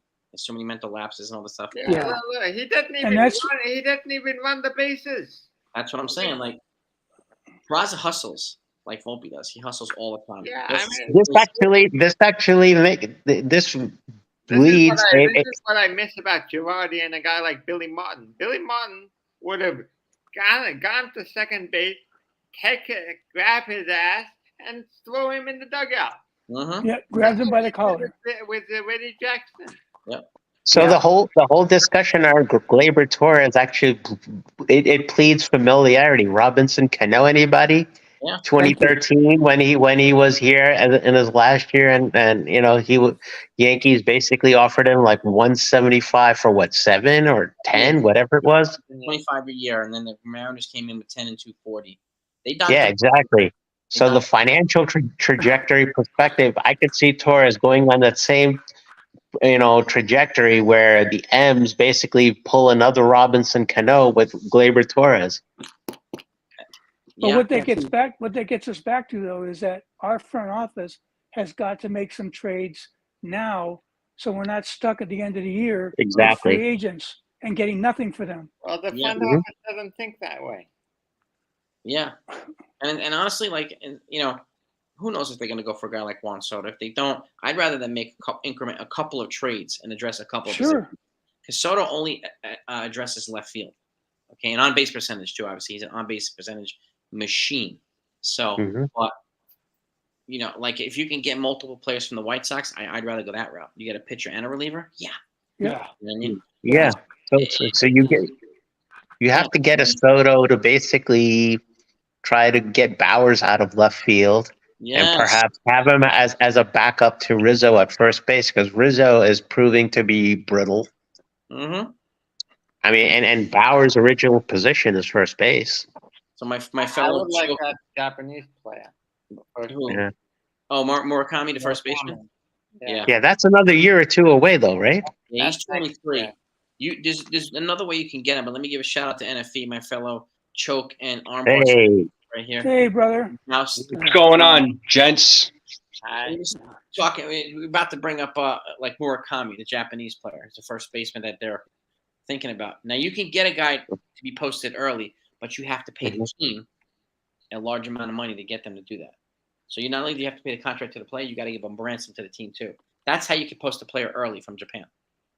So whatever they decide, so it's 50, like they did with Daisuke Matsuzaka, Boston, they had to pay them like a $50 million with early posting fee. $2 million contract. Yeah. Didn't Yankees also pay the similar amount for Tanaka? They paid. Yeah, they lowered it to, it was I think $20 million. Is the maximum posting fee. But before they were giving like $70 million away to guys like Daisuke. I think Daisuke got 52. Yeah. Right. Yeah. So if you're willing to if it's $20 million, I mean Murakami's a guy I would do that for. So you got Donaldson's money coming off the books. You got Torres's money coming off the books. Yankees have $75 million off the books at the end of the season. $75 million. I'd persuade Stanton into some sort of a trade, and where he could waive his no trade clause and see if you can somehow offload that money. Doubt you could, but you can only try. I don't think anyone will take him. Yeah. What do you think, NFE? What do you think, brother? As far as I don't know, you guys talked about a few things. So, I mean, clear salary this year. What's your thought? The first thing we talked about was the Aaron Judge knew the latest news we have on him officially having a torn ligament. Right. I'm a firm believer in this. I don't think it would have been wise for them to rush Judge back anyway. So I wouldn't rush Judge back. I mean, you never want to rush any player back, especially if they have a serious injury. If they have a serious injury, then it's best that they get as much rest and heal as much as possible. I mean, health is important. So I don't know. With this latest injury, I'm worried about Judge, I'll be honest. I don't know. I don't think Judge comes back this year. That's what I'm afraid of. As soon as I read that report of the torn ligament, I said to myself, I don't know that Judge is coming back. So they have to make some, if that's the case, they have to make some moves. They can't play well with this current roster. It's only 2 people I feel like that's hitting well on offense, and everybody else is flopping, Yeah. So it's bad. Yes. Right, because the big guys that we need, which is Stanton, Rizzo, and Donaldson, quote, none of them are hitting anything. Yeah. No. Rizzo's dropped about 50 points in his batting average, and as much as I like him, he's not no help. Look at today, striking out with the bases loaded. Yeah. Right. That's become the rule and not the exception for him. I think Rizzo's at back, he swung at strike 3 when the ball was at his feet. He does that a lot. Off-speed pitch that just drops by his feet. Yeah. He swings on the infield stuff. Inside stuff a lot. I think you need to send. Go for it. I was saying, I think you need to send him to the 10-day IL and call up Chaparro. Seriously. I would get like an honest ask Rizzo. Look, you got to be straight with us right now. Is your neck not 100%? Like it's either the neck or concussion. It I could be think you one need of to have this. I think you need to have the same conversation with DJ LeMahieu too. Yeah. Yeah. Like pull him aside, say, "Hey, are you hurt?" Two players who you could call up to help you in the meantime while these 2 guys heal, between LeMahieu and Rizzo. I mean, we're talking about people who are on the wrong side of 30, who are basically going through very brutal situations individually. Yep. And Send them both to the 7 or 10-day IL. Sorry, I'm so used to saying DL, it's not even funny. Me too. I say Yeah. Send them down. Get Chaparro and Peraza up here. Yeah, and if they're not going to be honest about it, that's on them. Like I have no idea why they're so against having Peraza up here. Yeah. That's weird. We're asking the same question, like why? Yeah. Every chance they had to bring him up, they haven't. I'm pretty much convinced.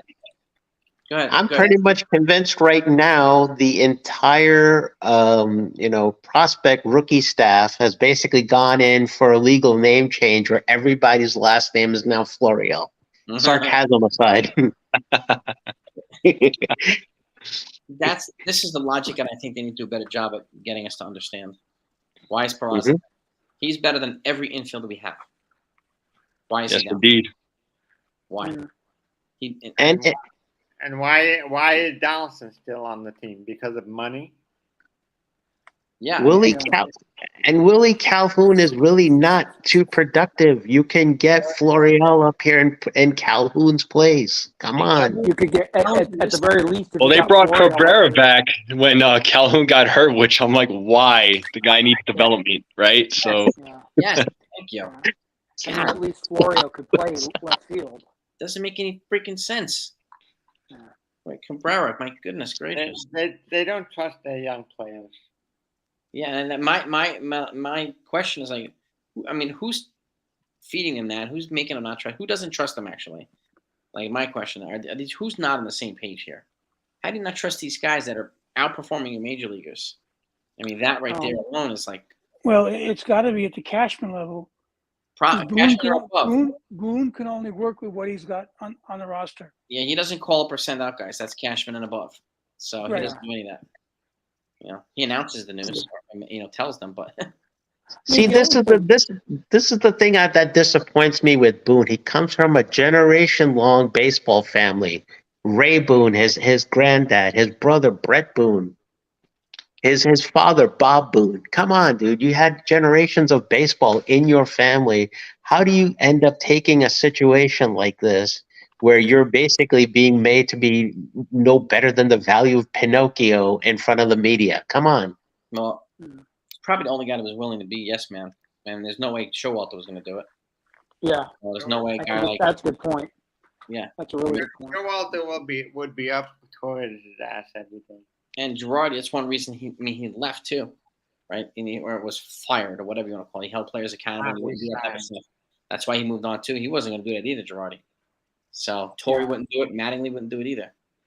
So Yeah. You know what? We need to have like a TV reality game show. If you remember how they had one for the NFL, or maybe this might have been specific just for the Dallas Cowboys, where Jesse Holly won a spot on the roster back, like, I don't know, 3, 4, 5 years ago for the Cowboys as wide receiver.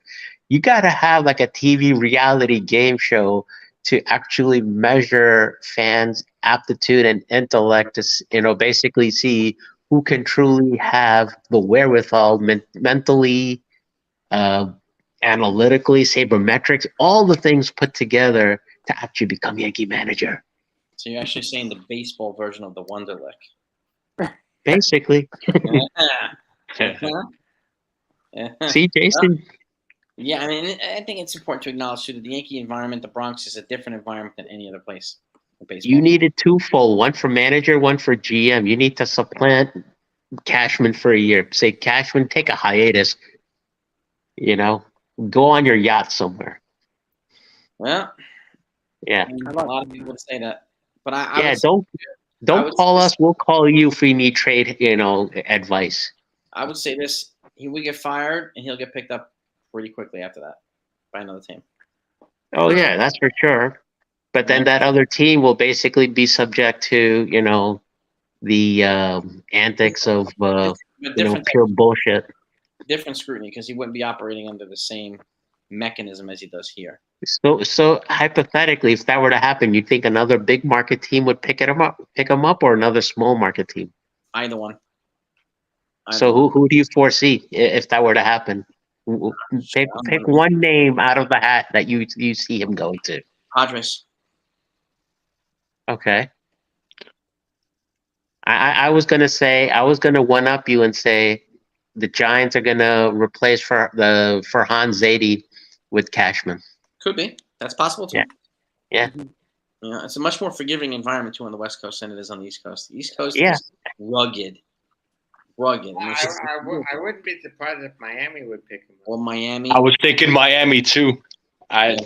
Seriously. I was like, they're not a great team. If they had Cashman could build them.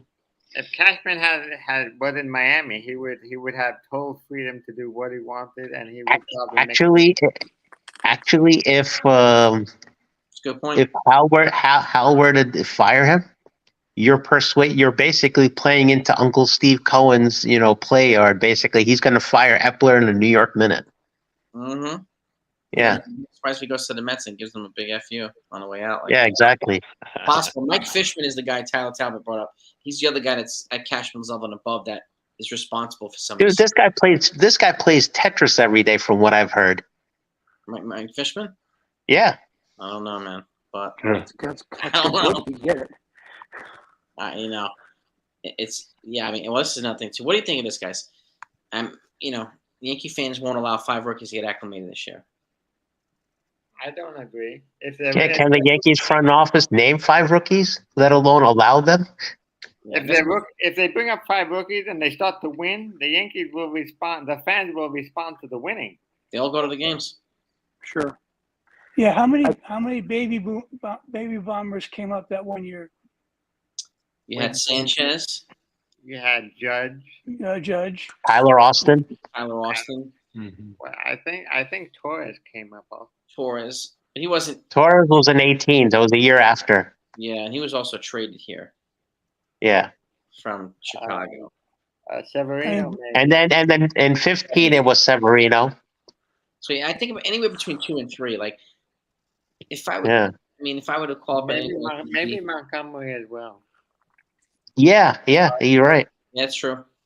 Yeah. I mean, who else? I mean, I would have Peraza up here right now. Probably Chaparro. I would have kept Matt Crook up here instead of having him sit 12 days and him throwing him to the Wolves in Fenway Park. I would put Matt Crook because I would want the other lefty. Yeah, I want the other lefty. Yeah, that they don't have. Yeah. So again, they're gonna overuse Wandy at some point, and at some point he's gonna regress. Wandy looks overused now. Yeah, he looks. Their bullpen is becoming depleted from the overuse. He couldn't find the strike zone. Yeah, that's tough, man. That's a tough reality. So like, if I'm them, I'm keeping Crook up here and just let him work on stuff. Yeah. I didn't even see any moves after today's game. Nothing yet that I saw either. Nothing yet. It might happen tomorrow. Again, it's a 1:35 game tomorrow, so. But I mean, I don't What even kind know. of a move what kind of a move are we talking about? Yeah, that's the Anymore. other thing too. Is anybody close to coming back? Not right now. Oh, okay, gotcha. Roster moves. Unless they surprise us and call up somebody. So how far is Nestor off from coming back? A couple of weeks. He just started the strong program a couple of days ago. I would say probably Yeah, 4 weeks. yeah, that's right. And then Sometime in and- July. Is Rodon Yeah. coming back here in like a couple of weeks or so? I know he has another start. Yeah. coming. He's got 2 more starts, and then Okay. they're going to tell him whether he's going to come up or not. So I could see him coming in, making his first start, the first game after the All-Star break, or maybe the first 1 or 2. Excuse me. his second rehab starts tomorrow. And So, then what about Ian Hamilton? Ian Hamilton's supposed to come back this coming week. All right, well that's good. That's That'll be some good help for the bullpen. Yeah, We fresh need it. off. That's a good point. Wouldn't it be poetic justice if we DFA'd or basically got rid of Herman somehow on the time when Hamilton came back? As if you think about it, Hamilton was called into that game when Herman got ejected, and that's when he got injured. Personally, I think if they trade for a guy at the deadline, it makes Yeah. sense for them to DFA somebody like Herman. Can we trade Herman basically I would in be addition to Severino? curious if we trade him. I You would probably be have to curious add- if we trade him. Yeah, you probably have to add a prospect to him. Just And, like- and his uniform cleaning bill. What's that? I said, and his uniform Dry cleaning bill. cleaning, Exactly. He's always and you have to pay for a lifetime supply of peanut butter and jelly to go with it because he needs sticky stuff to work with. Oh shoot! This conversation reminds me of the Sandlot back and forth insults on the playing field in the movie. You play like a girl. You play like a girl. Hey, we were just talking about this, and we talked about this. The Mets are going to eat big contracts for bullpen help again. Is L.I. Yankee King willing to go across in that trade too? I don't know. He's a bad contract for the fans. I mean, he's always giving trolling takes. I never know. He's always He doesn't come he's on. always. I never. I know he This doesn't is come when I on was- here. This is when I was writing yesterday. It seems like Cashman's asleep at the wheel. If this is a legitimate offer by the Mets, why not use that to DFA Donaldson Yeah. and a reliever and get somebody that's going to help us in the future? Yeah. And Donaldson we and free- we Ramirez free and up call that- it a day. We free up that 25 mil. I would get rid Immediately. of Donaldson in any scenario. All right, And listen to then- this, guys. And then Get- hang on 1 second. And then that gives Yeah. us more money for making trades before the deadline. So you get rid of Donaldson and Ramirez. You call it a day. You bring back single A, double A prospects, whatever you think he's worth. Then you call up Crook here, Matt Crook. Yeah. And I would And you give- let him start an inning, not bring him in the middle. Yes. Yeah, you don't give him that clusterfuck type of an inning you gave him in Boston, where you wound up giving up 5 runs, and then that's their excuse. Well, see, we brought him in. He sucked. And in all honesty, I think After one game. exactly. In all honesty, I think if you want them to take Donaldson, you're gonna have to give up somebody like Marinaccio, who's got 3 controllable years. I don't think we can just give up some slapdick reliever for Donaldson. You have to give him something for value. Eating 20. And they're also All right. an option for next year too, or his buyout. They're eating that. Or okay, so then maybe you do get put in Wandy. I put in Wandy or Marinaccio. That's what I'm saying. Wandy. Don't give up Marinaccio. If you can get him from Wandy, I'll do that because he Mhm. makes a couple mil. sure. You Yeah. save Oh, $2 sure. million on Donaldson too. I mean, Wandy, with the way he's looked, I mean, his body looks like it's been through a time lapse machine. He's gone from looking young and energetic to looking like the next George Lopez on TV. George Lopez, when you used to watch the show back in the day, was like young and vibrant. Now he looks old and like he's gotten a whole bunch of Botox. That's right. Yeah. Well, and the thing is when Wandy or anybody else has been overused goes to another team and is not being overused, they're going to start to show some of their old pitching, which means that the recipient of that trade is not going to feel like they got ripped off. Mhm. Right. Mhm. They'll use them. They'll lose them differently. They'll use them differently. And the Mets. So Tyler, this is the other thing too, Talbot. They said particularly, and Steve Cohen alluded to this, that they would absorb a bad contract, which they would likely DFA the following day. So Yeah. I don't really care if they want Josh Donaldson. If they're willing to do that just for Major League Relief help, this is if I'm cashing, I'm on the phone with him right now. Yeah, Mhm. Right? that's what I said. He's asleep at the wheel.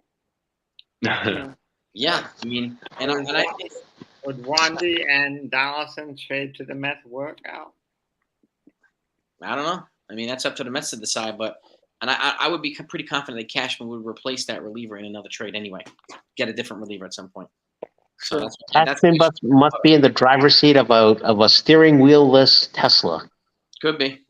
Apparently, Elon's full driving him around somewhere, and of course, Cashman is the epitome of obliviousness in a lot of what he talks. Between him and Steinbrenner being confused as to why the state of the fan base is anger and disappointment in the month of June really set everybody off.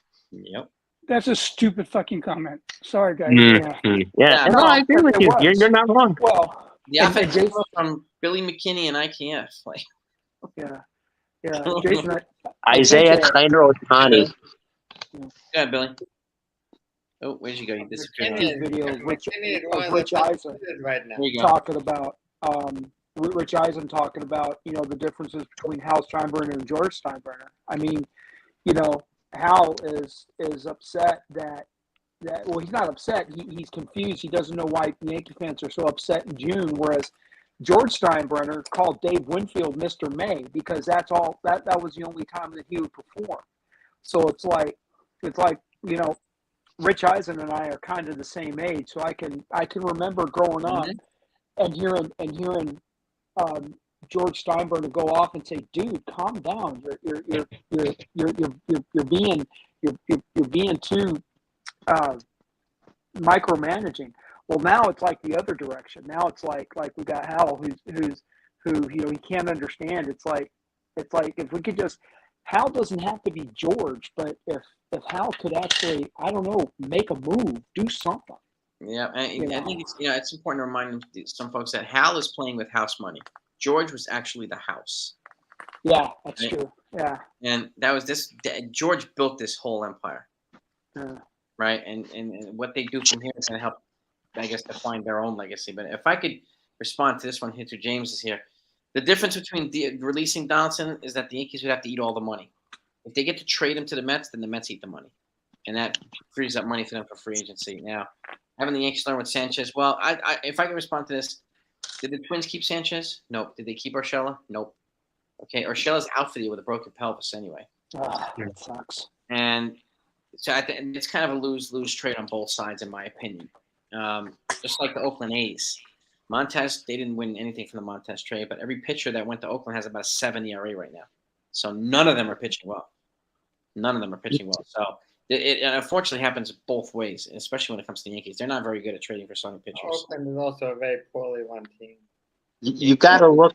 Yes. You gotta look at the end of the boss, and when he passed away in 2010, as the death of Darth Vader, and the lone person who took over that entire thing in Star Wars after Vader died was either Palpatine or Kylo Ren.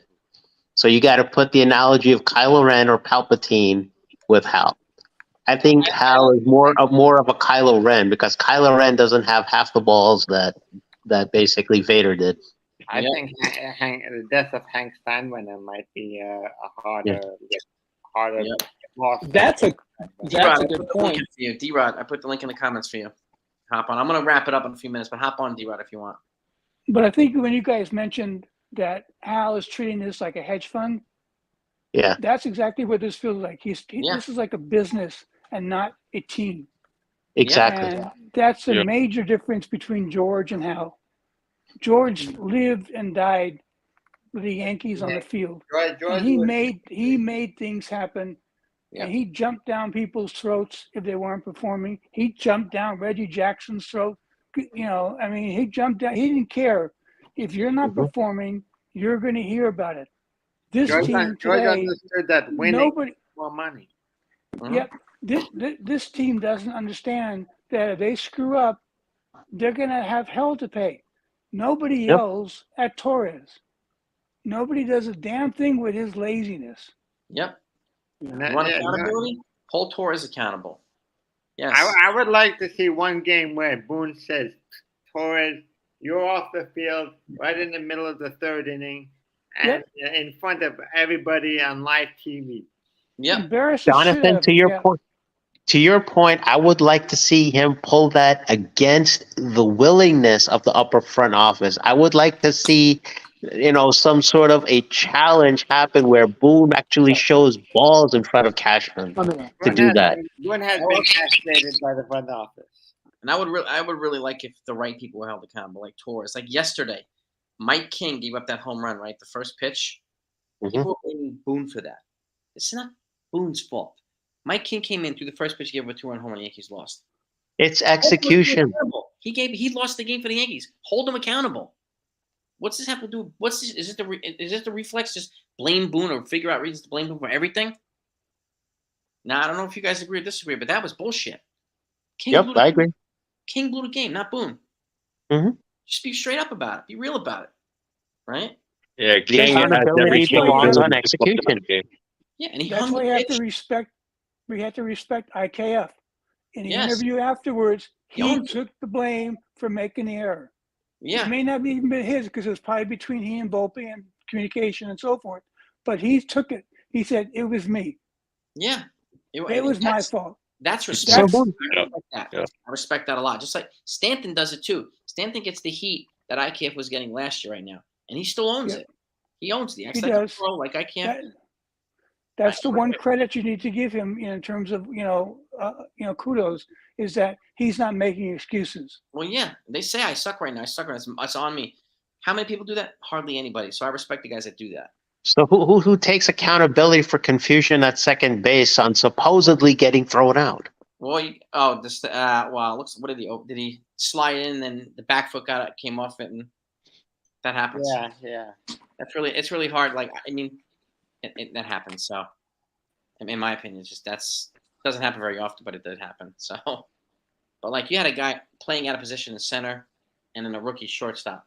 I mean, if that was Jeter and Bernie, they would have probably got that ball. But you're talking about a Hall and an expert center fielder. So, and this is the type of stuff like I talk about perspective, right? I try to come up with perspective. Like that's a really tough one though. So Jason, here's another thing where everybody's talking about wanting to bring up Florial, and Florial in AAA has been nothing but playing center field, if I'm not mistaken. Correct me if I'm wrong there. So right now, yes, you're right. So basically, Bader is holding out center field right now for us. Here's a thought that's basically crossed my mind. Mm-hmm. Why not? Hey guys. If you're bringing Florial up, why not put Bader in left, Florial in center, and somebody else like maybe a McKinney or a Bowers in right? I mean, has Bader played anywhere else other than center too? Not really, but he's a better defender than Florial is. So I would keep Bader at center. Yeah. So then maybe you put Florial in left. Yeah, 100%. And again, I'll say this, and yes, he's had his issues coming up to the majors, right, with his offense, but I've never seen him be this good offensively ever in my life. So if he's going to be close to the major league production right now, I think now's the time to give him a call. I want to give him another chance. If it doesn't work, you package him in a trade or do something that we're not having to go through this cycle repeatedly, right? So the worst case scenario, this basically works out to be a showcase to show people what you got. He's got 19 wins. Or he comes up. Or he comes up and he actually plays well, and you still package him in a trade to get something good. Yes. Exactly. D-Rod, I want to give you a shot, man. Give us your thoughts on this. Are you frozen?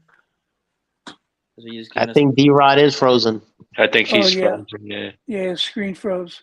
You might be frozen, D-Rod. Let's get you back on here, man. Get you back on here. Maybe he's just giving us blue steel. But like, yeah, I mean, this is the type of stuff where it could be worth a shot. I mean, Florial, like, I've never seen his stats this good ever. So Why not? And it can't hurt because we have Judge out for a long time. Calhoun's out for a long time. I don't Yeah, know why the upper management doesn't give him a chance. Yeah, like Hey, NFE said, I would have brought him up before Cabrera to replace Calhoun. Like it just made all the sense in the world. Well, and that's the insanity of constantly sitting down. Lefty. You know, Cabrera's not getting a chance to work on what they supposedly are sending him down for, which is to get his swing back. Yeah. How do you get your swing back if you're down for a day and you may not even get into a game? Yes, exactly. You're just going to frustrate the kid more. Mm-hmm. He's going to feel worse about himself. His self-esteem is going to go down the dumper, as opposed to, like you're saying, I mean, I'm not a big fan of Florial, but you're right. I would give him a chance once and for all. If he's as hot as he's playing right now, give him a chance because we have a spot. We need hits. Yeah, so man. Why not give him a chance? Yeah, and I'm with you. I haven't always been the biggest fan. I've called him out and stuff, but like I've never seen him this good. So at the very least, we can give the guy a shot. And if I read it correctly, I think the Yankees offense is hitting overall, they're hitting 193. Yeah. Which is atrocious. Yeah. Like, you know, let's bring up Florial. Let's see what he can do. I'm not saying that the Yankees are going to turn it around 100%, but you know, I'm sure he will contribute more than some of the current guys right now. Yeah, and at the very least, you'll get a boatload of energy, right? Speed and athleticism in there too. So he's going to bring the intangibles that we don't currently have now. So. Yeah, and I think I said this in the chat a few days ago. Why not bring up the young guys? I mean, what do they have to lose at this point? Yeah, exactly. I mean, why did they prospect hug if you're not going to let some of these prospects play? Yeah, a lot. So now's the time to see whether they're really good. And they haven't had this deep of a talent in their minor league system, right? It's been a long time, at least, from what I remember. Heck yeah, offensively, but and people, what really disturbs me is people are still expecting that Montas will be back in September. I doubt it. No, which people? Because I'm curious about delusional, maybe. Sure. Yeah, I'm not expecting him to be back, and if he did, I mean, I've heard a few people say, "Well, Yankees are expecting Montas back in September, so I guess that would be why they're not making one. They're making one less starting pitching move." I keep forgetting the team. Yeah, man. D-Rod, apologize to your girlfriend. You have the same problem we have. We're too sexy. I get it, D-Rod. I get it. Rod's probably getting choked out by his girl right now. Yeah. Trying to bear with me, bastard. Yeah. We have the same problem, so it's all good, D-Rod. It's all good, bro. I mean, we'll wrap it up in a few minutes, but like, I mean, so like James here, stand to the Dodgers, Yankees. Probably, Yankees probably have to eat half the salary. Okay. And at this point, you have, and we talked about this earlier, you'd have to make some revised type of salary thing because the Marlins were going to pay $10 million for the next 3 years. So you'd have to figure it out. And that's the only team that's not on his new trade clause, the Dodgers. Only team. So. Who are we getting back if Stanton goes to the Dodgers, though? Probably a prospect and so, like. Do they have another Clayton Beater they can give us like they did in the Gallo trade? Maybe. Good question. I mean, one of their starters is going to be free. Urias going to be free at the end of the year. But I don't think we're going to get him unless you add. I'm calling it right now. Stanton for Gonsolin. Yeah. I mean, I would do it. I would do that, but I doubt it. That's a baller trade right there. That's a baller trade. Yeah, exactly. Damn. I'll be a little too hopeful if you want to. I don't care, but I mean, you know. Yeah. I mean, we would be pleasantly surprised if they made a couple moves like that. Like, honestly. Cashman needs to. The last real good trade I can recall in the Cashman era was back in the year 2000 with David Justice. Oh, yeah. Oh, my goodness. Wow. Yeah. He needs to be ballsy. David Justice back then would be like Juan Soto now. He needs to be ballsy and basically pull another one of those out of his ass. I see that there's a comment suggesting trading Bader. I don't know if I would do that. And is the same person also saying to have Florial permanently in center? Trade Bader? No, I'm not trading Bader. I'm not trading Bader. Trade Bader. Yeah, I don't agree with that one. Yeah. No. First of all, he wants to be here. We want Right. him to be He's here. from New York. Yeah, he's from New York. Bronxville Bader. Well, not only that, but he brings a spark to the team. Yeah, The and team and lights up when he plays. Yeah, we all recall when he came back from that injury, like the team changed. Like they started playing all of a sudden. They started hitting. I'm like, oh, this Dude, guy the team. You take Bader off this team, it's like taking Yoda away from Star Wars. Yep. Seriously. That's why I would trade Torres for a relief with controllable years. Torres is your biggest piece right now. That's a better trade. And how old is Bader right now? What's his age? 28, 28? 29? Yep, 28. Yeah. So I don't know why we're not allowed- if you extend him, it's no more than a 4 or 5 year deal max, because I mean you got to be careful of the deals on the wrong side of 30. No more than I think 5. it's somewhere 3 to 5 years. Yeah. So, Michael, I can't believe we're talking about. Yeah, I mean, the problem is they're here, and I also think we're talking about how to make the team better. What kind of solutions can we come up with to make the team better? So, and some of these guys, are part of the problem. So, Right. Yeah. that's what we kind of do here. We try to come up with some ideas and solutions. We brainstorm, baby. We brainstorm. Put on our thinking caps. I mean, but some of these guys start hitting. It's a different. I mean, everybody's going to feel differently about the team. So that's the other thing to keep in mind. But like this, I mean, yeah, and it's very tough to, like, as far as like a lot of folks are under the impression you can make any move you want anytime you want. That's not true. Right. Okay, not everybody wants to come here. That's the other problem. So Not everybody can perform here even after they come here. I think that's the bigger problem. Exactly. So it's a combination of problems. And I think one of the other problem is the Yankees try to change guys when they trade for them. They try to change freaking Joey Gallo. That didn't work. They tried to change Sonny Gray. That didn't work.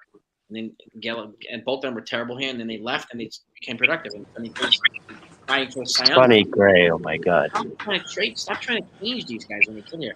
Why do you acquire them? You just simply let them be who you like when they came here. Let them be them. Yeah. Somebody please send a memo to Cashman. No more trades with Oakland. Yeah, seriously. Otherwise, you're getting fired the next day. I did put up a trade with Oakland. I will say that, but there was no pitching yet coming to the Yankees. But it was all offense. But Ooh, Laureano. no, it was Seth Brown and what the hell, one of the other guys. I forgot his name, the lefty hitter. But that's some pretty good. Go ahead. Who's last place in the NL West? Is it Colorado or the Padres? I'm most certain it's the Rockies. Yeah, I thought so. Yeah, do we have a final score in that game yet? Last time we heard it was 23-0. It was what I heard. 23-0 in the fourth inning. That was ridiculous. Yeah, that's an ass kick. Pretty much. I thought I was watching like an NFL exhibition game, and it was going on between the Chiefs and Cincinnati or something. Or Cincinnati's not really that bad anymore with Joe Burrow. Maybe I thought it was gonna. Yeah. Top of the ninth, Angels 25, Rockies 1. Oh my God!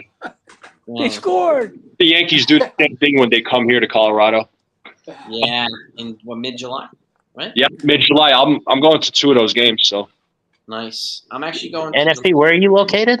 I'm in Colorado. Oh, okay. I'm in nice, Texas. nice. Yeah. I'm in Texas. All right. Yeah. Yeah, Billy Branch and I are actually not too far from one another. We're like 10, 15 minutes away.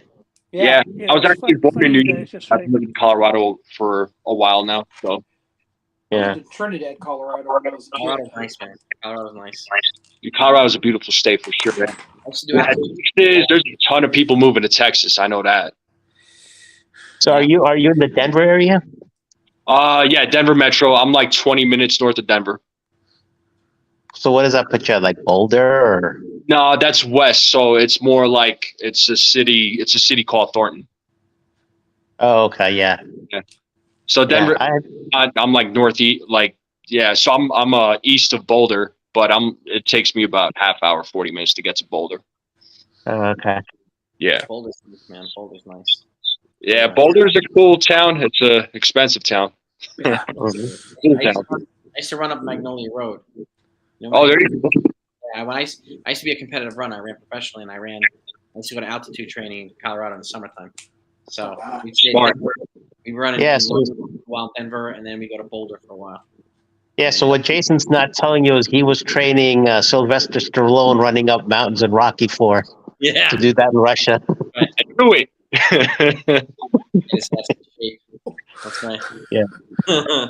Drago! Would Rockies trade profile? I think they would. Aiden. When I don't know, but I think they would. Gotta show you. Okay. Depends on what they get back. I don't have to right now. No, it's fine. It's fine. Depends on what Would they you go after Blackman in Colorado? Charlie Black? I would go after Grichuk first before Platinum. Hey, I got to jump off, Yeah. guys. Y'all be safe. You too, Billy. All right, Billy, you take care. Yeah. Really, always a pleasure, man. Love the stuff you bring, man. Keep coming. Yeah, same here. Same here. Did I ever run Pikes Peak? I never ran Pikes Peak. Not me. But I ran the Boulder. Okay. And that was, it was a while back. Like I did the Boulder. And You ever been to Steamboat Springs or Winter Park? Steamboat Springs I have. Yeah, that area is beautiful. It's gorgeous. Yeah. The last time I'd been to Denver, I was there actually for consulting work back in 2005 in the Denver Tech Center. Nice. Oh, okay. DTC area? Got you. Yeah. Yeah, Colorado's changed a lot. I know, I don't know how long it's been. You said 05, right? Yeah, that's like 18 years ago. Yeah, 18 years ago, man, the state has changed. If you ever came out and visited, you'd be like, what the hell is this? Yeah, well, one of the times I had landed there was like in October around Halloween, and the airport was already snowed in. No surprise. Yeah. Yeah, and it snows in October. I've seen it snow here in May. 3 years ago, it snowed the day after Labor Day. So yeah, it's possible. Somebody said even the 4th of July parade one year was snowed out. I wasn't present for that one, but I wouldn't surprise me. Yeah. Yeah, NFE, my ex lives in Castle Rock. Okay. Yeah, that's that area is growing a lot. That's a nice area too. I know Yeah. Castle That's Rock. right. That's right here. I'll say this. I never rolled in altitude before. Is it a little adjustment period for training in jiu-jitsu? I'm always sea level, so Yeah, if you're competing at altitude, man, it's a different story. And as a matter of fact, I was having a conversation with my friend, and she was telling me that her son-in-law apparently is bringing some fighters out here for a boxing event in Pueblo, which is way the hell down south if you don't know where that is. And I was saying, he'll probably have to come out here a week prior so his fighters can get used to at the very least. the altitude. Yeah, when you train at altitude, it's a different story. There's a reason why a lot of the UFC fighters that fight in the UFC come to Colorado and train out here at one of the gyms because of the altitude. Yeah. I mean, it's a great way to expand your lung capacity, breathing in that thin air. I mean, it really opens up your whole process. When you go back down to sea level, it's almost as if you massive benefit the longer you stay in altitude. So, you're a mile high above sea level, so at least I'm sure the scene must have been crazy during the Nuggets championship recently. Oh man, I was saying, Colorado, it's been a good back-to-back years for Colorado sports. You had the Avs that won the Stanley Cup, and then the Nuggets won this year. Denver, it's a good time for Denver fans for sure. I mean, I was happy for the Nuggets. They've never won a championship, and they finally got one. This is the best squad I have ever seen. They had a team before, but the team revolved around Carmelo Anthony, which that was bad news. They're building around Jokic now, right? So yeah, but they have a team though. It's not just Jokic. They have Jamal Murray. They have Jokic. they got a few good players, man. They play very well. Although one of their players opted out of his contract, so we'll see what happens with that. Mm-hmm. And it's going to be really interesting. The draft just happened. I'm not sure who they drafted. The Nuggets. Yeah, honestly, I didn't watch the draft. Yeah. So Golden State made a really, really unwise trade trading for Chris Paul, even though they've got Stephon Curry. I did see that. Yeah, that was not a wise trade. I didn't see and yeah, and you also, if you've seen reactions of Giannis Antetokounmpo, fans are asking him, so do you want to? Yeah, are you interested to get traded or go play in Golden State? And there was a lot of rumbling around that one. Yeah, that's why Texas was happy that the Spurs had the first choice. Yeah, well, it's going to take a while for Victor Wembanyama to basically do something for you guys. who's your favorite NBA teams? Knicks. I'm in Dallas, so basically, I used to watch the Knicks while they were relevant. I lived up in New York until 2001. Oh wow! So I was watching the Knicks while they were relevant. Once they fell out of it, I just temporarily lost interest in basketball until the Mavs picked in, and since I'm in Dallas, Mavs basically is really the local watch. Yeah, I'm a Knicks fan all the way, but just haven't been playing well. But the Knicks have been very bad since they made the Patrick Ewing trade. I don't know why. Let me put it to you this way, and I'm as old as the Knicks championship drought, if that means anything to you. I've met Walt Frazier before. It sounds like you've been around for a while, man. You're a Kenny Walker dude. You watching Kenny Walker win the slam dunk? Kenny Walker. Woo. Yeah. I was fortunate enough to grow up in the Bulls era too, when Jordan was playing. Like, I'm a Knicks guy. My buddy, I went to school with his mom, worked for the Daily News, and she was a photographer, and she sent us out to Chicago to see a Bulls game. There's nothing cool I've ever seen in my life than when they introduced the Bulls. The light. I mean, I've never seen anything like it.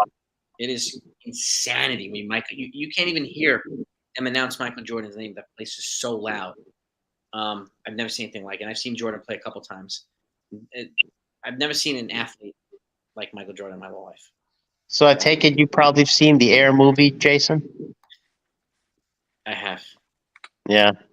What'd you think? Not better than Jordan seeing Jordan himself. No, you can't compare the two. Nobody's even bringing that context in. I mean, it's just that the movie was premised around Nike basically signing Michael Jordan and creating the Air Jordan shoe back in '84. Yeah, I mean, I like the whole Damon connection with Viola Davis. Yeah. I thought it was a good movie. How they kind of convinced her and how they just. That agent, the way they had that guy play the agent was a complete douchebag. Yeah. True. My favorite basketball movie of all time is Hoosiers. Hoosiers all day. Hoosiers. Yeah. That's I wish I got to see Jordan play live at a live game. That would have been awesome. I saw him in Chicago and I saw him in the Garden play. Nice. Yeah. I've seen Kobe play live. I've never seen him. Man, it was great seeing him play live, man. I'm glad I did what we did. That was pretty amazing. Damn, that would be awesome. He's no Jordan, but he was just, he was so good. Oh God, yeah. I've been a Celtics fan since 1960. Okay. So I got to watch a lot of those great championship games that went on, especially the rivalry between the Lakers. Oh yeah. Oh, I can go back to Bill Russell, Bob Cousy. Bill Havlicek, John Havlicek, the whole 9 yards. It was a great time to grow up. Yeah.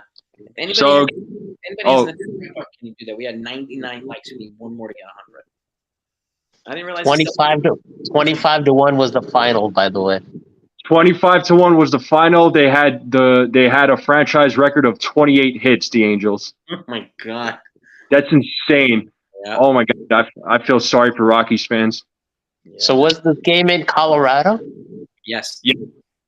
It must have been Oprah Winfrey right night. You get a hit. You get a hit. You get a hit. Now the elevation was at the right level, so plenty of home runs to be hit. Didn't you guys say that the ex-Met had 2 or 3 hits? Eduardo Escobar. He just traded for him yesterday. Yeah. He was 3 for 4, something like that. Yep. Yeah, 3 for 4. Yep. It's a good. It's Brian Bello. Somebody keeps saying Brian. What Bello. was Mike Trout's numbers basically? Did he hit for like 2 cycles or something? I don't know. Let me pull this up really quickly. I don't know who Brian Bello is. I would be surprised if Mike Trout took an 0-4 and the rest of his team basically did all this. Let's see. Between him and Otani, let's see what their productions were. Is Rendon still hurt? I don't know. I think so. Anthony Rendon. I thought he was. Yeah, I thought he was hurt. I could have sworn I heard something about him being out for the season, but don't quote me on it. I'm wondering why they traded for Escobar to replace Rendon. You might be right. Wow. I thought they traded for Escobar to replace Urshela. Maybe. But Urshela's playing what position? I thought he was playing third. He was a utility guy. He was their IKF. Yeah, and Rendon was playing third too. So it's deep in the infield too. Otani was 1 for 7. 1 for 7? Yeah. What the? Trout was 3 for 3 with a home run. Okay. Brandon Drury 3 for 5. So maybe Moreno wants to unload Otani after that 1 for 7. Maybe. Yeah. Yeah. He's only hitting 294. So I don't know if you guys already talked about it, but is Juan Soto or Otani going to be available at the trade deadline? Was there any talk? Soto is probably likely not going to be signed because of the financially strapped position that San Diego Padres are due to that TV deal. So that's more likely the deal they're going to make. Machado and Tatis are already signed, so I don't see either of those two basically being traded. And as far as Otani goes, well, he's a little older, so he's more of a risk for us to even go after compared to Soto. If anyone gets traded, I would say so. Yeah, exactly. You think the Yankees are going to make an attempt for Soto? Honestly, I think they should. But I don't know if they have enough to get him. I just don't see it. Like, based on how Hal and Cashman operate, I do not see them going after Soto. Yeah, I think. Well, if they could get rid of Donaldson to the Mets, then that would free up some money. And with the fact that more than likely Judge is out for the year, so they're gonna need a bat in that lineup to take his place. And Soto is the only thing in the market right now close to what Judge could be. If Judge is out for the whole year, do you think a trade for Soto is more possible? More likely? Yes. Probably. Yes. That's a huge hit. Or are they going to trigger on it, though? That's the thing. Yeah. And they're gonna go well over the third salary cap. Probably. And again, Soto's still on the cheap. He's only in arbitration right now. So, aren't they like $3 million under the third salary cap? Something like that. But if like Joel said, if they move Donaldson somehow, then you're saving another $12 million there. So I think they're going to want to get further under. So I think whatever trades they make, I think they're going to do that stuff and with that stuff in mind, try to clear up some space. Imagine next year a lineup with Judge and Soto in the same lineup. I would bet Soto second, Judge third.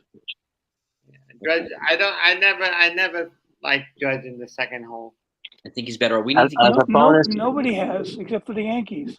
Yeah, we need to give as a bonus. I would make sure Boone is fired too, or Boone or Cashman. That way, neither of those buffoons can make a stupid lineup like this. I'm so sick of this. But it would be not losing money. It's all about. It would be a nice outfield next year to have Soto in left, Bader in center, and Judge in right. Oh, that'd be crazy. That'd be right there. But does it basically stop the progression of a Spencer Jones and anybody else who remains with this organization in the aftermath of a Soto trade from coming up. Spencer Jones is 6'7", so I would immediately start grooming him to play first base. Immediately. Spencer Jones, I would probably want to put as the future right field. I envision him as the next Paul O'Neill type, and I would transition Judge more, solely towards like a DH or another position entirely. But that's not as much of a strain. And Spencer Jones is only 21 right now, so I understand, but basically, if you saw the career trajectory of a Paul O'Neill type, I could easily see Spencer Jones following along. Yeah, that's what I mean. To your point, like it gives us time to phase Judge out to a more DH type role to phase Jones in. And how many more years of Stan we got? 3 or 4? 3, and there's a 4th-year option, which is a mutual option. Don't take that 4th-year option. Get done with him after 26 or 27, whatever that last year is. Be done. The only way I could see them doing it is if he's close to 500 home runs. Come again? If he's close to 500 home runs, that's the only way I'd see them doing it. I don't even think they should do it even if he is. He's broken down though at this early age because of all the resting tactics that they've played, and not giving him outfield reps as often early on back in 18 is coming back to bite us now. No, I get it. I'm not saying some ways he's kind of like another A-Rod when you think about it. Yeah. So do you basically sort of phase out a Stanton in the similar way you phased out A-Rod back in 16? Probably, yeah. Probably. Yeah. But A-Rod had a couple of years on his contract when he was phased out, right? The Yankees were still left with a couple of years to pay for him. I think 1. Yeah, I think 1. Okay. He also has suspension years, so they didn't have to pay for that either. Yeah, it's Texas. Didn't Judge play first base? I don't know if Judge ever played first base. I don't remember Judge ever being first base. Yeah, he's too athletic. I think he needs to be in the outfield and then transition. That Jeter documentary that came out it was about a year ago. Yeah.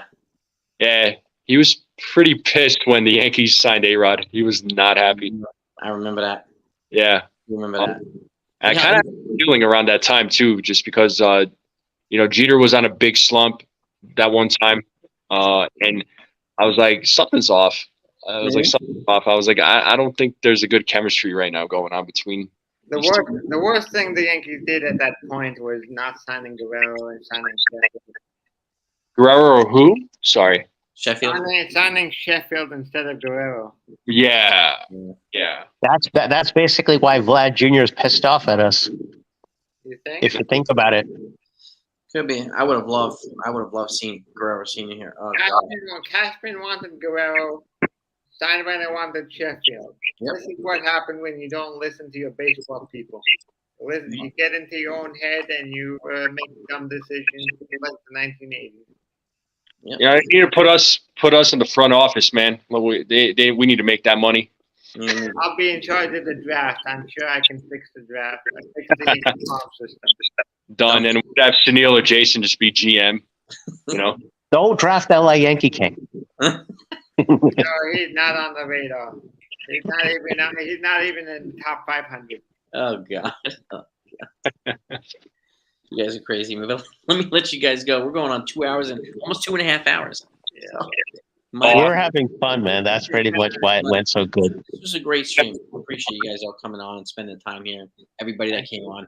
We got some stuff off our chest. We talked about some solutions. It was a very productive live stream, which I prefer. I like these types of things. So, and maybe Jason, you got to bring either Hal or Cashman onto one of these. I am working on that. I've invited them. I've invited Boone. I've invited CC Sabathia. Man, there's gonna be a line of people waiting. Yeah, I mean, Cashman's son must focus on baseball. Always look eye. Always look eye. Yeah. Cashman's son, show me wax on, wax off. I was part of an interview 2 days ago with DeJuan Jones, who just got drafted by the Cleveland Browns. It's Ohio State linebacker. And that's on my football channel. So No, but I want to get one of some of these Yankee people on here. So that's the goal. Believe me, I'm working on it. But it's hard to get their asses on here. So they're like, "Who's this guy?" But Send the recording. Let's Send these roast them recordings. one at a time. Let's start from the bottom of the totem pole. First, let's start with strike first, strike hard, Mr. Dylan Lawson. Okay. Then we build our then we go John Boy with Aaron Boone. We gotta get with some more pointed questions more than John Boy's done. John Boy asked some strong questions. I'm not gonna lie. He did, yeah. Then we gotta get Cashman on here. And we gotta get him to like basically just fess up like what the F is going on. And if we are lucky and get that far, bypass Fishman, please. Don't even mention Fishman. Go straight to Steinbrenner. That's the. I mean, Don't even settle for his assistant Randy Levine or Lon Trost. Just go straight to frickin' Steinbrenner. That's what I want. I've invited these guys on. I'm gonna continue to invite them on. And maybe one of these days they'll. Maybe you gotta create like Twitter bots and stuff and repetitively tweet these guys. Every single day. I'm gonna be like, we'll hire maybe you can get the porn bots. Porn bots. Yeah, Joe. I'm gonna be like what's the guy from Shawshank Redemption? Who he emailed the library every day to get books. Yeah. I forgot his name. Like 5 times a day. Tim. Yeah, Robbins. maybe you got to title your Twitter bot account. You got to title them Bob from Office Space. Yeah, shit. I am working on it, so I'm not going to stop until I get some Yankee people on here. So yeah, that would be freaking awesome. And you'll obviously know when I comes on too. So I also invited Meredith Marakovitz on here. I've also invited Lauren Shahadi, like some of the MLB Network people. Mark get Cohen O'Neill and Michael Kay as well. I'm working on that too. So I invite some MLB Network people. The strongest question you got to ask Michael Kay is, are you really a corporate guy? Or can you actually give us what you really think about the front office? I would really pay. He can't answer that question. Yeah, because he's employed by the Yankees. He's a part of the S Network. They're owned by the Yankees. But he does draw a fine line. He draws a good line. Getting a Paul O'Neill on here would be interesting. I've invited him. I've invited Jack Curry. No, because Paul speaks from the hip. I mean, he's not going to give you a political answer. He's going to tell you what it is. I like listening to Paul on the Yes Network. Mm-hmm. You tell you like it is. I just finished his book. His book is pretty interesting. It's pretty good. He wrote with Jack. Get RR and CC together. R2C. I'm working basically on Ruco and CC. I am working on this stuff behind the scenes. So you have my word. I'm not going to stop until I get some of these guys on here. Yeah. So, where are we at with the 20,000 goal? We are at Subway's 18,000, just under 18,800. So I'm like 1,200 away. Oh man, we need to beef that up. I want to try to get to 20,000 by the end of the summer. So I'm going to keep plugging away. So you keep pushing the Soto trades, and the subs will go up too, because I'm sure people would buy into that. Yeah. And then you got to use those sabermetrics since Cashman and everybody are into the athletics and the sabermetrics. You got to say, well, dude, we've been talking about Soto, and look at the trajectory. It's gone up. It's gone up better than your launch angle did. I'm gonna do a live stream trade deadline day for like 3 hours. I just go live, and I did that last year, and I got like 350 subs in one day. Yeah, I watched it. And I had like 1,000 people too. I'm just gonna end this with a humorous take I had the other day about launch angle, and this is gonna be something that's really gonna tickle you guys. Funny, everybody's talking about how the Yankees are like basically swinging and missing and not really getting the launch angle focus that they were always talking about. I'm like, dude, you got to do what they did. Like, you got to take the major league movie approach. Put a Playboy magazine in each one of their locker room. Watch the launch angle go straight the fuck up. Oh, shit. You have a bunch of dudes playing with boners, man. That'd be crazy, man. Look at this guy. He has to swing up, otherwise he's going to break his dick. What the fuck? So... Damn. That's good. And Sunil, when you have that famous meeting where you prep yourself up Yeah. Yeah. with Taco Bell, No, you we have smell some better we have some better no, taco places down here. but you need smell-a-thon as well as everything else. Jesus God. Oh man. I'm not even gonna. I'm gonna make sure the front office guys don't have enough smelling salts to go by with this. Damn. I'm gonna be firing from both ends, man. Questions from here, congratulations down below. You're gonna be crop dusting everybody. My God. Good Hey, Lord. Joe, how's that shoulder doing, man? Today was a bad day. I had to take a pain pill, and I'm in the sling right now. All right, But it's a day by day thing for right now. cool. Right shoulder or left shoulder? Right shoulder. Okay. First couple of weeks of rehab will be like the toughest part to get through. But Just keep working at it, man. keep working at Yeah, it. the problem was that the tear was bigger than they thought, so they had to put 2 additional anchors in. I already had 1 anchor in there from the prior surgery, and they had to put 2 additional anchors in to close up the tear. So the Yeah. MRI wasn't as accurate as it should have been. Yeah, not a couple of guys I know that have had issues with their shoulders and they had surgery, and it's a tough one. You know, unfortunately, I hate to say that, but you know. Do you remember that Frank Mir arm snap on the Kimura? Oh yes, that was disgusting. That was the worst shoulder thing I've ever seen in my life. The arm, total break, man. What the freak? Oh God. Yeah, I broke a dude's arm at my gym accidentally. But we were sparring. Huh? Kimura? No, not a Kimura. It was the craziest thing ever. We were sparring Muay Thai, and I like kicked his forearm with pads on, mind you, like right here. Like I just did an up kick. It wasn't even that hard, and his arm just went like down. It went dead. I'm like, oh snap! You ever see Kung Lee did that to Frank Shamrock? Kung Lee, Frank Shamrock blocked and defended, and Kung Lee broke his arm with a roundhouse kick. Yeah, I broke this dude's arm with shin guards on, and I'm like, whoa. You got some serious power in your kicks, man.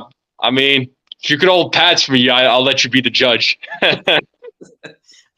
One of my students is a sports doctor, and with the power body shields, I actually bruise him through the shields with side kicks.